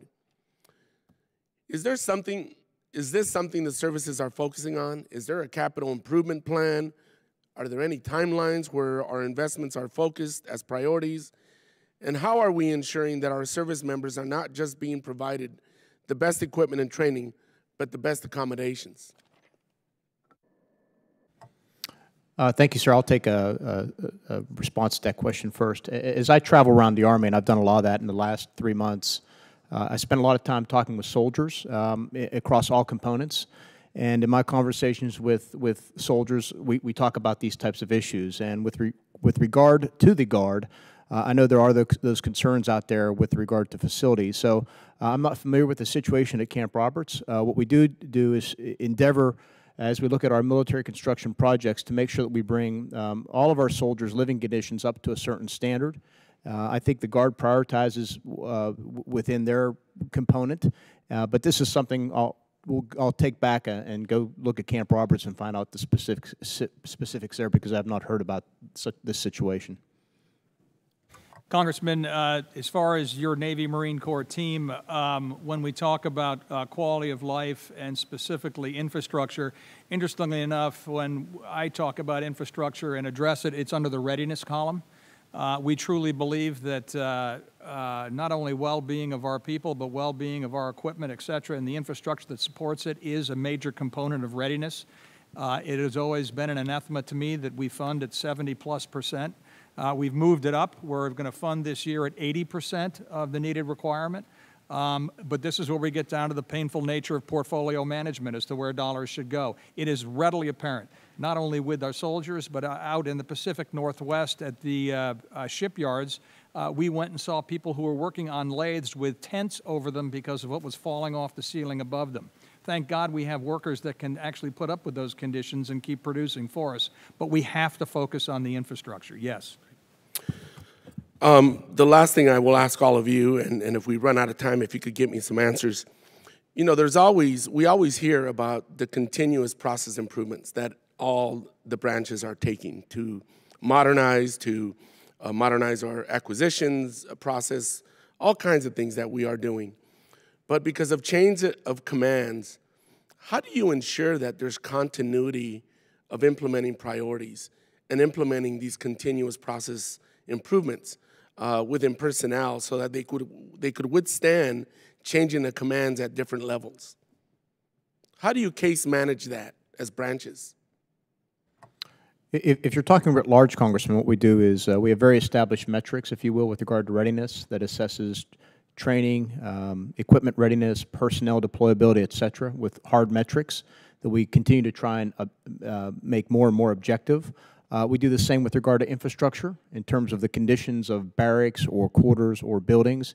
And so the enduring piece of that is, of course, those metrics. It's complemented by the fact that, you know, as the civilian workforce, which is fairly steady and not changing as much as the uniformed military, gives us also the means to track and ensure there's continuity throughout the process. Thank you. I'm out of time. If you could get me that in writing, I'd appreciate it. I yield back, Mr. Chair. Mr. Kelly. Thank you, Mr. Chairman, and thank you, Secretaries, for being here. It's quite an honor to have all of you here at the same time. First of all, Secretary Wilson, I disagree that 50% of us would have thought of their mothers. I think that number would be closer to 90%, if not greater. And I truly mean that. They're the protectors of all our families, and I think your number, I think it was well said, but I think the numbers were too low. Second, Secretary Esper, I want to go back to the Apache issue. You can't do 18 ships in a guard unit and 24 in an active duty unit and tell me that they're the same. That's just not true. If we're going to fight as one Army, we've got to look the same across the board. We can't do it with Charlie models while the new active guys get Echo models. That doesn't work. And so we have the best maintainers and best pilots in the world in the Army National Guard Apache pilots. They have more experience, and our maintainers have more experience than their active counterparts. And I just ask that we really push to make sure that we don't do away with that combat aviation in the Army. And I know y'all are working on it, but I think ARI got it wrong. And I think the 18 versus 24 ship is not a fix, and I think long-term it's going to cause issues. So I just hope you'll relook that. Second, I want to talk about engineers. We've been talking about new engineer equipment since I joined and got commissioned as an engineer lieutenant in 1988. And we're talking about new short gap crossing and wet gap crossing and all those things. And we've had all kind of plans and equipment, but we've never implemented any of those. And so we still have the same bridges that we had when I was a second lieutenant in 1988, the same AVLB. There is technology that is stronger, lighter, quicker that we can do. Sometimes, though, I think we forget about our gap crossing, and if we don't have mobility or freedom of movement, we can't do anything. And so I hope that the Army will look at not just talking about what the new plans for our mobility is, but look at the bridging requirements that we have in some theater of operations. We want to always fight in Iraq and Afghanistan.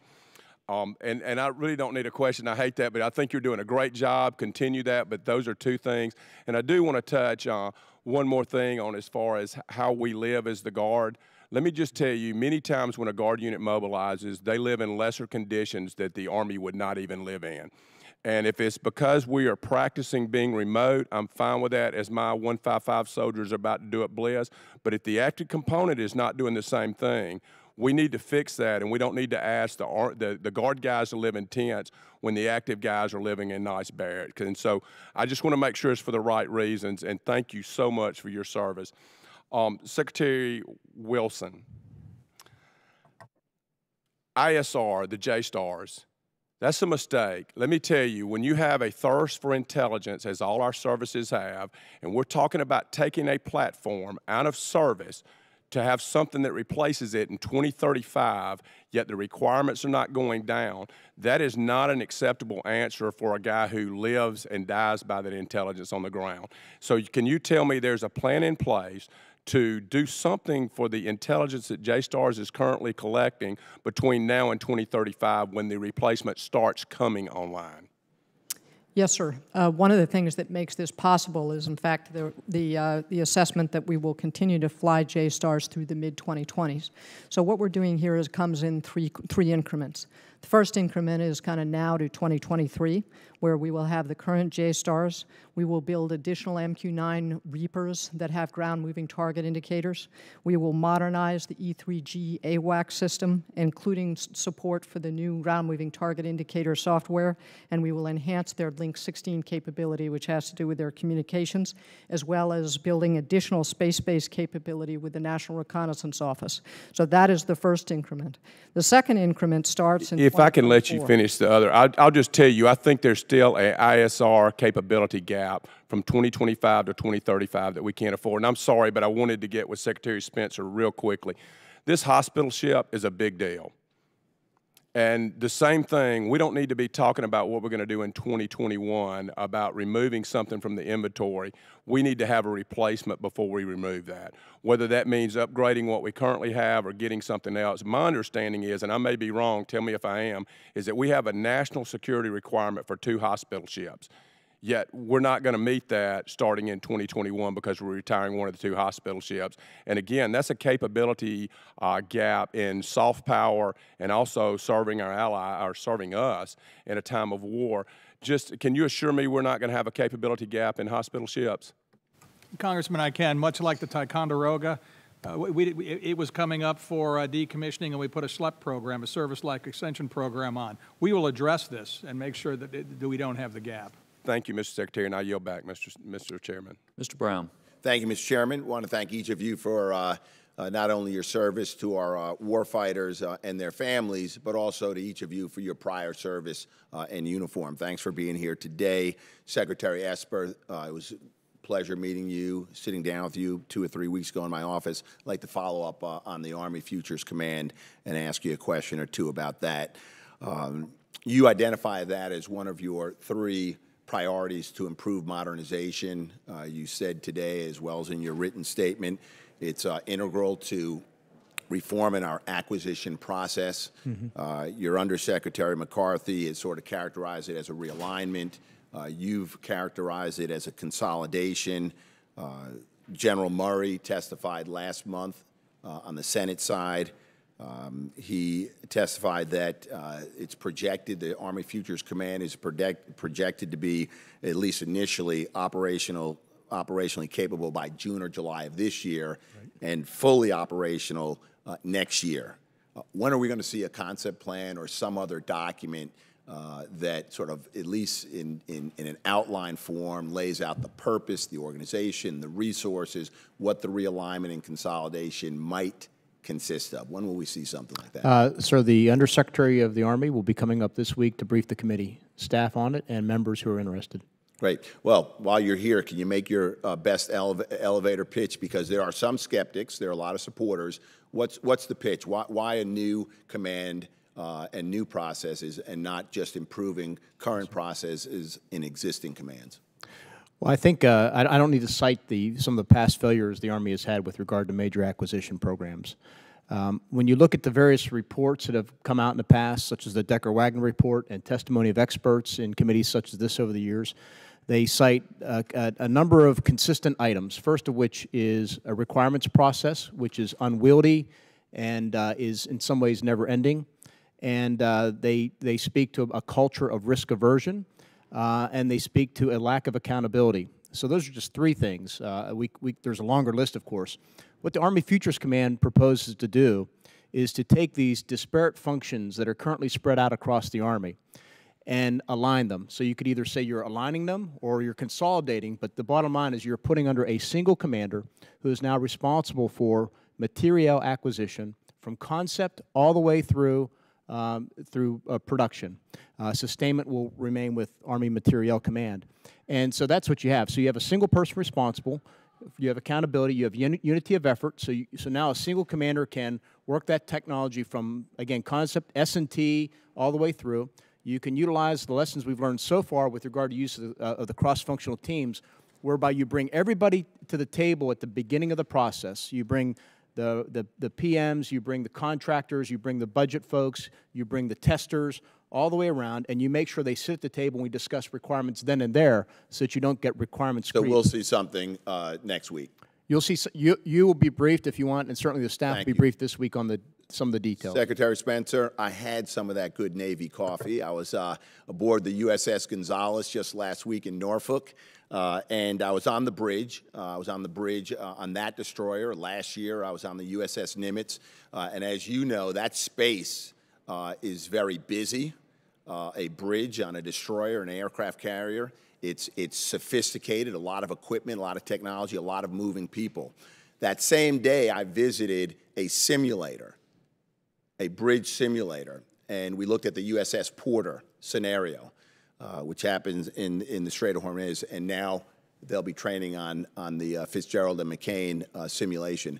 My concern that I want to raise to you is I was struck by the disparity in the level of, let's say, modernization on a real deck or bridge and the lack of sophistication in the simulators. It would be like asking an F-35 pilot to train on an F-4 Phantom simulator. I would just ask that you take a look at that, and as we're fielding a variety of vessels in the Navy, that we give our seamen an opportunity to train in what I think would be a more realistic scenario, which is a space that more closely resembles what they'll actually be driving on the high seas and in the narrow straits. Congressman, I look forward to inviting you over probably this fall to see some of the new training aspects that we're going to introduce to the fleet. The CR that was signed out by the CNO addresses our biggest dollar request out of the CR, which is bridge commonality, to bring the technology amongst all the surface ships we have into some sort of uniformity, and the training to go along with that. Great. Thank you. I yield back, Mr. Chairman. Mr. Turner? Thank you, Mr. Chairman. I want to thank each of you for your service. You're serving at an incredible time. This is the time where Congress will be reversing the cuts and diminishing of our capability in our military and providing funding for the purposes of rebuilding, trying to address the issue of readiness, trying to address the issues of stalled modernization, and then look to the future as to what other modernization that we need to do. But for some of our programs that we have currently ongoing, Madam Secretary, I want to ask you a question about the F-35, a couple questions. One, as you know, as we look to the F-35, one of the major criticisms are cost, and that relates both to production and to sustainment. We always think of a to-do list with respect to the contractors that are involved, but what things should we be looking to that are our responsibility that we could do better to help reduce those costs with the F-35? And both in sustainment and acquisition. And then secondly, the Nuclear Posture Review recommends that the United States retain the longstanding ability to forward deploy dual-capable aircraft. Part of that is dependent upon our NATO allies, and right now our NATO allies are going through the process of determining whether or not they participate in the F-35 and its dual-capable aircraft capability. Right now, Belgium is in the process of making a decision that may not go in our favor and certainly would affect that ability. So if you could give us a description of what should we be doing on what is our to-do list with respect to reducing costs, and secondly, on the dual-capable aircraft, what else should be on our to-do list to ensure that our allies participate and that we're able to keep that important capability of forward-deployed aircraft? Thank you, sir. With respect to the F-35, there really are two pieces. One is the purchase price, and the second is sustainment. With respect to the purchase price, for the F-35A by FY19, we expect the purchase price to be less than $80 million a copy for the F-35A, which actually compares favorably with fourth-generation aircraft. So the capability that we get with the F-35, particularly when you combine it with other systems in the air, is actually quite good value for the money. We are continuing to drive down the costs of purchase and as you know, this is a joint program that's managed by the Office of the Secretary of Defense for all of the services. But I've been pleased to see their seriousness in their negotiating with Lockheed Martin to drive down the cost of the purchase price. We are now shifting to look at the sustainment issue. And I think as customers for the F-35, we've been a little bit frustrated at how quickly or not quickly we move forward to look at sustainment and making sure that we have the parts and competition for parts going forward to drive down those costs. I think the F-35 is probably a good example of where we can use new ways of getting parts and supplies. And we had a discussion about that here before on intellectual property and new ways of doing advanced manufacturing and advanced logistics, predictive maintenance, to drive down the cost of sustainment and to get airplanes in the air at a cheaper cost.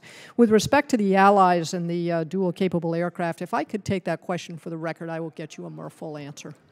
Thanks. And turning to the Army, Mr. Secretary, the part of our European Reassurance Initiative also included forward deployment of capability, and we found in undertaking that a number of the allies did not have infrastructure that would allow basic equipment to move across their borders or even through their country, which of course inhibits our ability overall to defend that territory. As part of that, the European Reassurance Initiative had a number of costs that the United States taxpayer was billed to fix those things. How do we capture what those bills were and make certain that our allies fix those permanently? Sir, you outlined a very critical problem with the European theater. As I've been able to talk to units who've come back from training there, and during my visits there, you're correct, there are infrastructure challenges that prevent or inhibit intra-theater movement. So it's everything from inadequate bridging, paperwork, insufficient road networks. And I've talked to European allies about it, and I know that's something they're addressing. With regard to dollars in ERI or EDI that goes specifically to that, I'm not familiar with that. So what I'd like to do is take that back for the record and get you an answer. Great, thank you. Madam Secretary, we undertook a study on Space Corps that is in the last National Defense Authorization Act. We expect that report to come out. What are some of the things that you would expect to be in the report? Sir, we gave you kind of an update on where we are in doing that assessment, but the assessment won't be complete until August. But I think one of the areas where we're making a lot of progress right now is focusing on acquisition. And Space and Missile Systems Center out of California is leading that effort to look at how do we move faster with acquisition in space, and then how do we systematically focus on innovation in the area of space. Mr. Gallego. Thank you, Mr. Chair. This is a general question for the panels. Russia will likely never actually present us with an Article 5 violation. Instead, they'll act like petulant little teenagers. I've said this before many times in this committee, and just try to do go below a full invasion, but enough to, I think, cause havoc for our allies, whether it's through hybrid warfare or any other pre-stage invasion plans. So what are we doing specifically to fortify ourselves, our NATO allies, as well as our near NATO allies, such as Sweden and Finland, in preparation for some type of action of that nature that Russia would likely take? And we could just start with Secretary Esper and move to the right. Well, I think as we've discussed, funding such as the European Defense Initiative gives us a lot of additional funds to conduct these heel-to-toe armor brigade combat deployments every 9 months to and from the European theater. That provides great assurance to our allies where they are deployed. We also have forces deployed in Poland, providing reassurance and deterrence there, particularly in critical elements. We support some of the enhanced forward presence packages that are in the Baltics. We are conducting multinational training at the Joint Maneuver Readiness Center in Germany. I had the privilege of being there where a Polish brigade was conducting multinational training with a UK Recce unit, Italian artillery unit, U.S. forces stationed under it. So we're doing a lot of things from the training aspect to deployment. I spoke earlier today about how we are upgunning Stryker vehicles and putting an additional brigade combat team set in Europe, again, to further enable our employment of forces in theater and further deter any type of Russian bad behavior. Great. Secretary Spencer. Looking at Secretary Mattis's compete, deter, win, he has his three primary drivers, which are combat credible forces, a constellation of allies, and reform. Under constellation of allies, I can tell you the Department of the Navy has been working very closely with both allies and friends, specifically when it comes to the Russian irritant. If I could bring you into a different environment, I can tell you things we were doing with Norway, the UK, et cetera. But well known that we are talking to them actively, supporting them any way we can, both in training, equipment, strategy, and policy.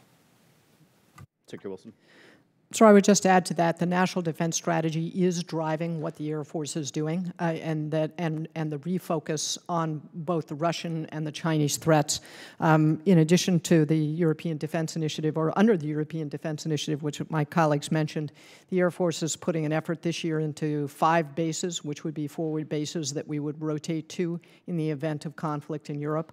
We also have a bomber presence that we have been rotating through in exercises in Europe, and I think those are part of demonstrating to our allies that we are good allies and partners, and countries that have allies thrive, and those that don't have allies do not. Thank you. Secretary Wilson, I just actually met with former Supreme Allied Commander General Breedlove, and he published an issue briefing calling for a significant beefing up of our air defense plans and capacity in the NATO airspace. What are you proposing to enhance our capabilities and capacity to respond to the threats, to those threats, and to our allies also? So our budget proposal includes, I think it's $11 billion total for next generation air dominance. It's a family of systems approach that intends to be able to gain air superiority, including in contested domains, which is what we find in Europe and also in the Indo-Pacific. In that family of systems, there will be renewed emphasis on electronic warfare, which we do in concert with our allies from the Navy. But when you think of air dominance and air superiority, no country can put a wooden block over in its airspace. It's more like Swiss cheese. And our effort as an Air Force is to try to exploit the holes and take down those air defenses so that we can operate as a joint force in Europe. Excellent. And Mr. Spencer, if we control the sea, we control, obviously, our fate. And specifically talking about Russian aggression. What are we doing right now in terms of our wider national security strategy to make sure that we have dominance in the Atlantic, the Baltic Sea, and the Norwegian Sea to counter what I would say is Russian aggression right now for later stage war? Topically, Congressman, I can address some things right now, but I'd like to do it in a different environment. We can get much more granular. But needless to say, it's both on the air, on the sea, and under the sea, where we are focusing on all movements in that area. Again, in concert with both our other two services when it comes to on land, in air, it's a fairly well tightly woven tapestry. Thank you, Judge. I yield back. Mr. Gallagher.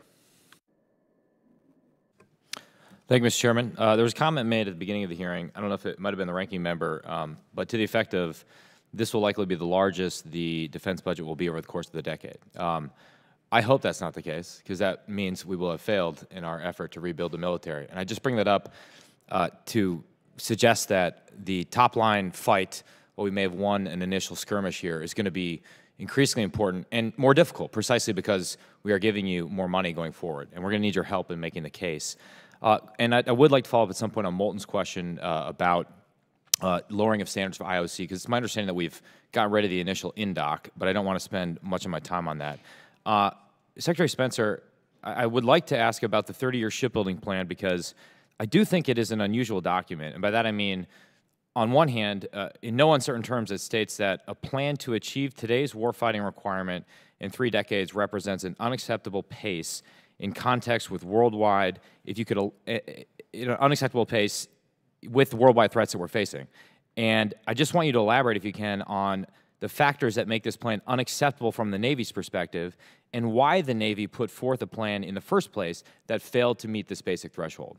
The whole reason for that document to be put out there, Congressman, was to have the discussion that we're having right now. We wanted to put forth the 2 curves that we talk about in that document. One is a curve that is sustainable within the budget and portfolio management that I've been charged with. And 2, if in fact we wanted to enhance that curve, it allowed you to see where the industrial capability was to tackle that.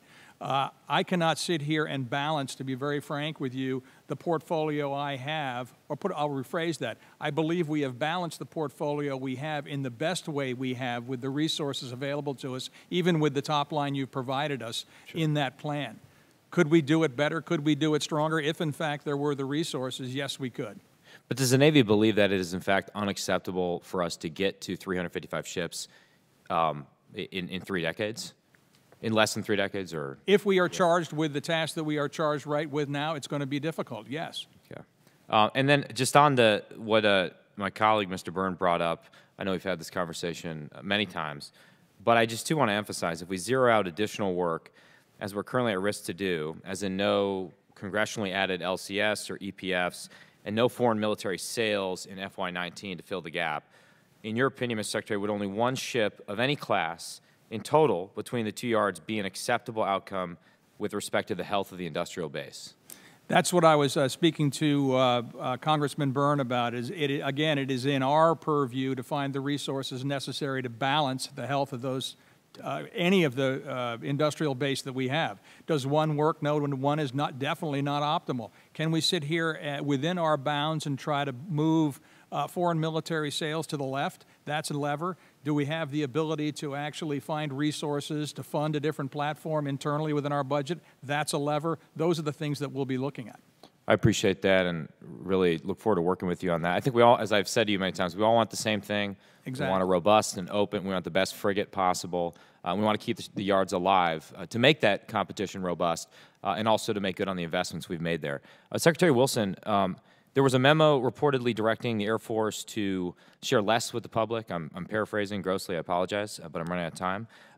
But I'm sure you're aware of the memo, and I just want to know, did concerns driving that memo originate within the Air Force, or were they in response to external direction in the department? And if so, have the other services received the same direction to be more closed-mouth for whatever reason, perhaps operational security? That memo came from the chief of staff and I, and it has to do with operational security. We have an obligation to be transparent, but not with things that our adversaries could use against us. And it was time to do a reset and a retraining of our commanders and public affairs officials, which we have done. Interesting to me, the press did not know that we had done the reset until they found the memo. So it obviously didn't affect how we were engaging with the media. What we do need to make sure is that our commanders do not release operational details that are classified or that could help our enemies.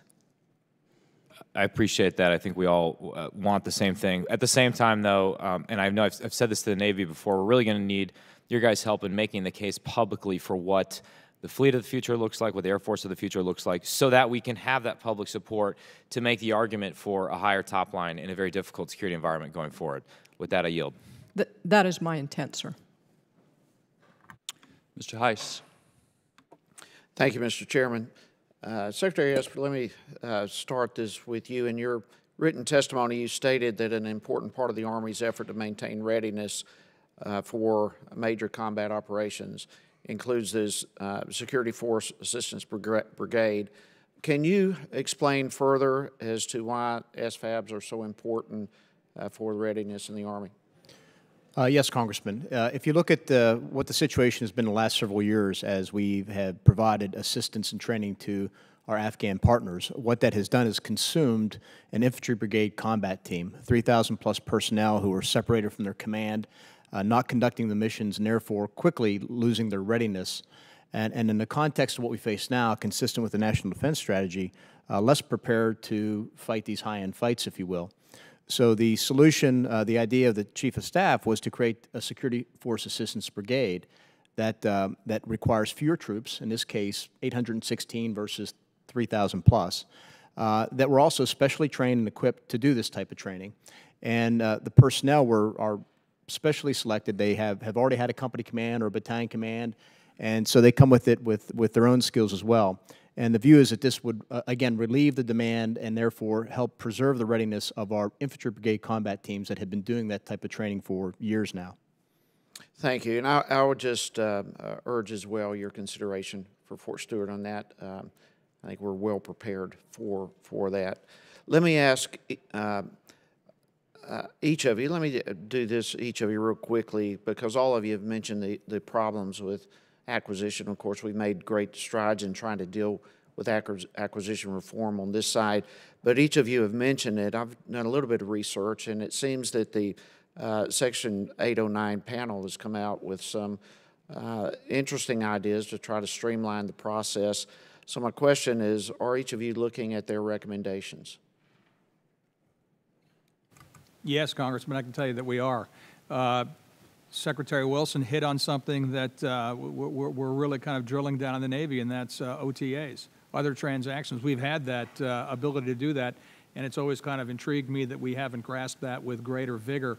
And I think it really is just an educational process amongst the acquisition professionals. Okay. So we are making much greater use of OTAs, for example, as well. I will tell you from over FY17 to FY16, we've seen a 60% increase in our use of OTAs. It reinforces the approach, the new approach we're taking, whereby we prototype, test, fail, prototype, test, fail, repeat until we, again, refine the requirements and really get a good understanding of the technology. So that authority's been very helpful.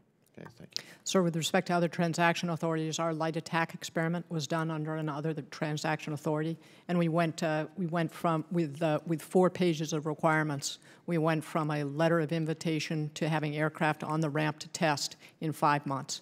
But it's not just light attack. We're doing it in command, control, communication, intelligence, surveillance, reconnaissance. We have a consortium through the Air Force Research Lab that on plug-and-play capabilities for intelligence, surveillance, and reconnaissance. We have more than 70 companies involved in that effort. We used another transaction authority for that. And we also put together what we call a Space Enterprise Consortium. We announced it in January. We put $100 million into that pot to do other transaction authority agreements to get some innovation going and prototyping into space. We now have, in 2 months, we have over 100 companies that are part of that consortium using other transaction authorities. So you are looking at those recommendations? Yes, sir, we are. Okay, all right. And Secretary Wilson, you've already hit on this, so let me hit on the other 2 secretaries as it relates to cybersecurity and cyber warfare priorities. How have you prioritized this in the FY 2019? It is definitely a priority if you look at both the Navy and the Marine Corps. Navy Digital Warfare Office, the Marine Corps, the Cyber Warfare Office. We are totally front and center on it, staffing it and standing it up. Okay. Sir, I was very pleased when I came into this job a little over 3 months ago to find that the Army has stood up an Army Cyber Command. We have a cyber MOS, a cyber branch. We are building capabilities. We have 42 teams across the Army right now, with another 21 coming on board in the Guard and Reserve. And then thinking about how we employ them in our formations. So the Army is all in on cyber, and we're putting the monies necessary to make sure that we can conduct both defensive and offensive operations. Well, I'm glad to hear that. Obviously, what's happening at Fort Gordon with the Cyber Command is enormously critical, and we all know the importance of cyber across the board. So thank each of you for that. And with that, Mr. Chairman, I yield back. Thank you. Mr. Bacon. Thank you very much. I appreciate your leadership here today and what you're doing. One of the things that we put in our NDAA priority list out of our office is trying to speed up the delivery of electronic warfare capabilities. For example, the replacement of the Compass Call. So look forward to working with you on that, because I think it's really needed. We have very old airframes flying that right now, and they're used nonstop every day. My first question to you is, when we talk to the service chiefs, they say our readiness levels are the lowest they've been since 1977. Now, with the new NDAA, we've upped spending by 10%. If we can hold this with inflation over the next 2, 3, 4 years, what's your prognosis on when we're going to get healthy again? Is it going to take 3 years, 5 years? If we can hold it with this spending level with inflation? So we are actually, and I mentioned it before, doing a deep dive on readiness to see if we can accelerate the readiness recovery, particularly with the frontline forces, the blunt forces, if you will. I would say for the Air Force, readiness recovery is first and foremost about people. We lost 30,000 people in the Air Force in the wake of sequester, and we have hollowed out a number of units, particularly on the maintenance side of things, but also on logistics, and so we need to put people back. We're recovering on the maintenance side, but now we've got to season those people from being apprentices up to being master craftsmen. The second area is parts, spare parts and spares. So we're putting a fair amount of money into that. And the third has to do with training and having the right simulators and the right ranges to be able to train and prepare for the high-end fight. I think this, we just got this report from this Readiness Task Force that we stood up, and I may have more information to share with the committee once we completely digest it as to how we think we can get back to readiness faster. Thank you. If I'm to look at the Navy, sir, every single major readiness count is funded either to 100% or industrial capacity, except for infrastructure, which is funded at 80%. The easiest algorithm to use for the Navy is cycle, debt to dwell. So we want to make sure we can get back on a debt to dwell, both the Navy and Marine Corps, for the quality of life for our sailors and Marines. And the same goes for our capital assets, to get them back into availabilities on a regular basis, hold the discipline of keeping those calendar days in place, while also managing the demand signals from the combatant commanders. But I would say 2020 is probably the target we're looking for. That's better than I thought. That's not without a lot of work, Congressman. We like you working hard. Congressman, the Army is more ready today than we were a year ago. That's the good news, and that's due in large part to the support of Congress. Going forward, we anticipate meeting our readiness goal, or the Chief does, in the FY 21 to 23 timeframe. That is assuming that we get predictable, adequate, sustained, and timely funding. So as we talked earlier, the challenges of CRs is that it inhibits that type of readiness growth. Yes. But we're on target in terms of people, equipment readiness, the training we need to conduct, and of course, a lot of the monies for FY19 will go into upgrades and other improvements that we need to meet the National Defense Strategy. Again, that's barring no change in demand as well. Right. What I wanted to do is just make a point on this next topic I wanted to bring up. Each of you have installation authorities who are taking care of installations, say in Europe. One thing that's come to our attention is some of our installations in Europe are dependent on Russian gas, which doesn't make sense because they're why we're there. And if hostilities or tensions rose, you could expect that gas to be shut off. So I just wanted to ask you to maybe take a look at that and see what kind of resilience we need there. It was in our most recent NDA to analyze. Secretary Wilson, how are we doing on the pilot shortage, for one? And two, if I could, it's a related question, how do we know the bonus works? Because when I ask the Air Force this, they'll say, well, this is our retention, but we don't know, even if we didn't have the bonus, how many of those would be retained anyway? Because I think there's other factors in the bonus, such as new aircraft, flying time, and all that. So I appreciate your insights. Sir, with respect to the pilot shortage, we were 2,000 pilots short at the end of the last fiscal year. Just so everyone understands, we take that risk. We underfill pilot positions in staffs, and we are more than 95% covered in our cockpits. So we put people in our cockpits to keep our readiness high. We're trying to solve this with really two parts. One is to produce more pilots. We have a national shortage of pilots, and the airline industry is hiring over 4,500 pilots a year. And it's very hard to get into an airline cockpit now unless you come from the military and a small number of crop dusters and other things. So we've got to produce more pilots. In fiscal year 16, we produced about 1,000 pilots. We're trying to grow our pilot production to about 1,400 a year. Second is retention, and some of it's financial. Most of it is non-financial and quality of life, quality of service. And I'm happy to follow up with you. Thank you, and Mr. Chairman, I yield back. Ms. Cheney. Thank you, Mr. Chairman. It's wonderful to see everybody, and appreciate your sticking around to the end or close to the end here. Secretary Wilson, my first question is for you. We've worked very hard to make sure that we are lifting those things that have handcuffed, that we have, in ways we've handcuffed ourselves, things like beginning now the process of getting the resources the military needs in order to begin the rebuild. One of the things I'm very concerned about, though, is the INF Treaty and the ongoing danger, frankly, that we put ourselves in. We heard just last week in open testimony here the extent to which our obligations under the INF Treaty are constraining research and development of hypersonic capabilities. So could you talk a little bit about that issue in particular and how we get to a place where we recognize we are now the only nation in the world that's constrained by the INF Treaty and how we get ourselves out from under that situation? My other colleagues may want to comment on this. I don't think it constrains our hypersonic research or our other research. Maybe we can talk about that separately, but yeah. Last week the open session testimony was very much that it has an impact and constrains because we conduct our research in a way that we are sure is not going to violate our obligations under the INF Treaty when deployed. Then let me take that one and get. Second question, cyber, and I appreciate very much the efforts and the points that you've made in terms of stressing what we're doing, all three secretaries, with respect to cyber. But we as a committee remain deeply concerned about the lack of a cyber strategy from the administration. And we're now 14 months in. We welcome the national security strategy, welcome the national defense strategy, the nuclear posture review.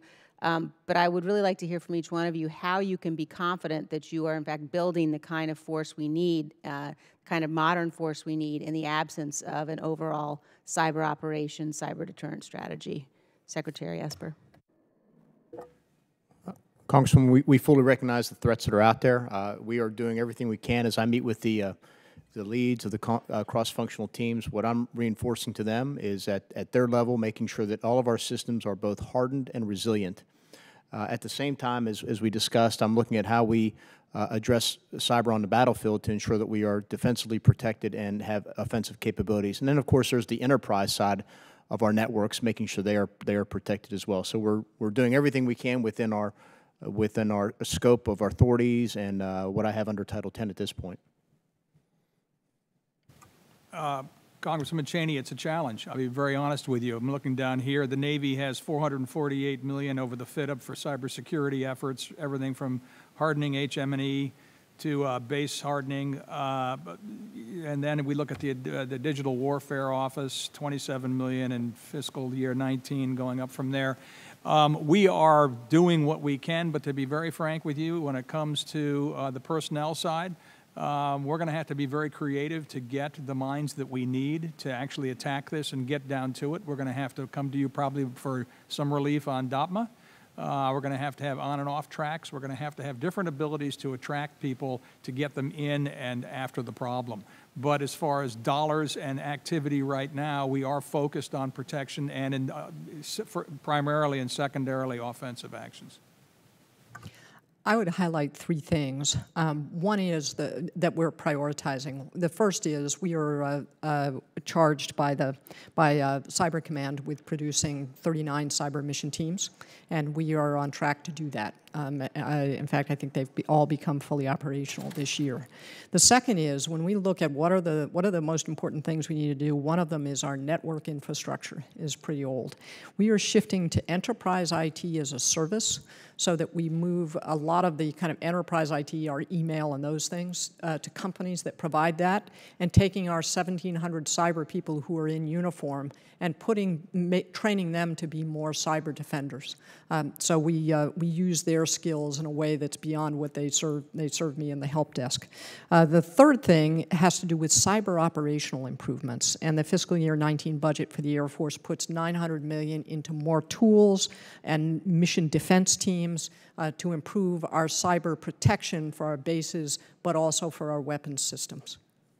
I thank you all very much for that, and again, I know you're doing the best you can, but I think that it's very difficult to justify the fact that we're now 14 months into this administration, facing the kind of grave threat we face, in particular from Russia and China, and have no official cyber policy. So we'll continue to focus on that as a committee. Thank you very much. I yield back. Mr. Gates. Thank you, Mr. Chairman. Secretary Wilson, thank you for coming to my district recently to recognize the valor that was displayed downrange by several of my constituents, and I appreciate the time you spent with me during that visit. You'll recall we discussed the Gulf test range in the eastern Gulf of Mexico and the fact that we currently enjoy military mission line that preserves the eastern Gulf for that test and evaluation mission. As I sit here today, some of my colleagues are taking the position that that line ought to move further east, creating less space for the Air Force and the Navy in particular to engage in the training and testing mission that is so essential.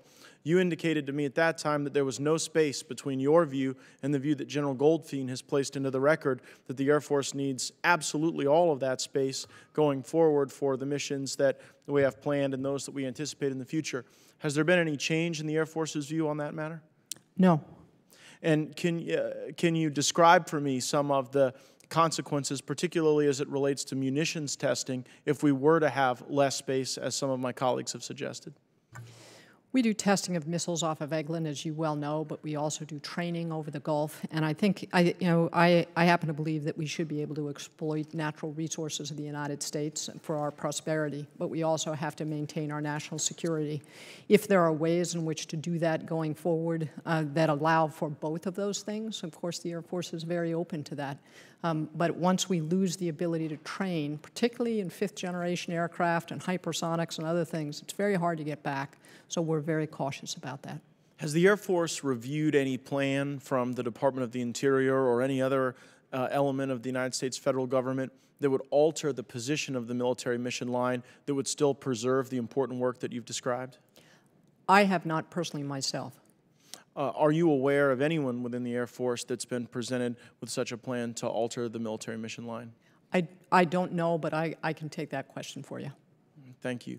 And Secretary Spencer, I'm also aware that the Navy utilizes the Gulf Test Range. Just this last week, I spent time at Boca Chica Field, and they were incredibly proud of the unique assets that the Navy has that maybe would not be able to be used in every setting that's unique to some of the assets we have in the southeastern Gulf. Would a movement of the military mission line concern the Navy? It would. And I will tell you that professionally, there's no light in between Secretary Wilson and myself on this position. Thank you, Mr. Chairman. I yield back. Thank you all. I would just end related to some discussion y'all had with Mr. Bacon and Mr. Gallagher. At some point this week, we're going to pass, or we're going to finally finish the fiscal year 2018 funding for the military. And we know how much will be spent in 19 because of that budget deal. But it would be a mistake for any of us to leave the impression that this cap agreement and the money that flows from it fixes all our problems. It does not. And I recognize the point. We don't want to give the enemy our playbook and show our vulnerabilities. But on the other hand, as Mr. Gallagher pointed out, we've got to talk frankly to the American people if we're going to have public support for continuing to work to finish our problems. And a lot of that responsibility falls on each of you for your respective services. So I just want to emphasize, we've got to manage expectations a little bit here. Not everything is fixed because we have a substantial increase in 1 year. The problems run deep, and the closer you, I see it, the closer you look, the deeper the problems are. And it's really important for each of y'all to talk frankly about those problems and about what it takes to fix them. And Ms. Secretary Spencer, I think your SHIP plan helps highlight that. I didn't really know what was going on. I appreciate your explanations today. I think that shows the difference between what we say and what we're actually doing. And I think that's a useful thing. Ms. Murphy, coming in late, do you have a scintillating question that is just going to change the world? I'm not sure that my question will change the world, Mr. Chairman, but I do want to get it in for the record, if that'd be okay. Gentlelady's recognized. Thank you. First, I want to thank you all for appearing before the committee today, and I also want to thank the chairman and ranking member for holding this hearing on such an important issue. I wholeheartedly agree that the department's traditional acquisitions process is too slow and cumbersome, especially given the life cycle of tech today. Secretary Esper, I appreciated the opportunity to meet with you recently, and I know that the Army is currently evaluating potential locations for its new Futures Command. Can you elaborate on the search process and highlight a few of the qualities that you feel are essential for this new headquarters? Yes, Congresswoman. The task force that is actually has developed courses of action for Futures Command, and that has completed that task. They are now developing a set of criteria upon which we would consider locations for the actual Futures Command. So that will be coming to me sometime in the next week or two for approval, and then beyond that point, we'll start putting locations through that filter and seeing how things come out. There will be a number of factors, I think one of which, of course, will be easy access, quick access to very good civilian talent, so we could leverage those types of folks from academia, from industry, whatever the case may be, in terms of either thinking about the future or thinking about material solutions that we need down the road. Thank you. And as you may know, I represent a district known for its growing prominence in the high-tech clusters of innovation, such as modeling and simulation, as well as world-class educational opportunities, the very things that you're talking about as far as a civilian workforce that's talented, hooked in with the second-largest research and development university in the country. I think that it's critical that the Army's Future Command is located in such a center of excellence to capitalize on the existing academic, business, and workforce infrastructure. So thank you, and I'll yield back. I thank you, Gentlelady. It's an important topic. Thank you all for being here, for answering our questions, and for our chance to work together in the future. The hearing stands adjourned.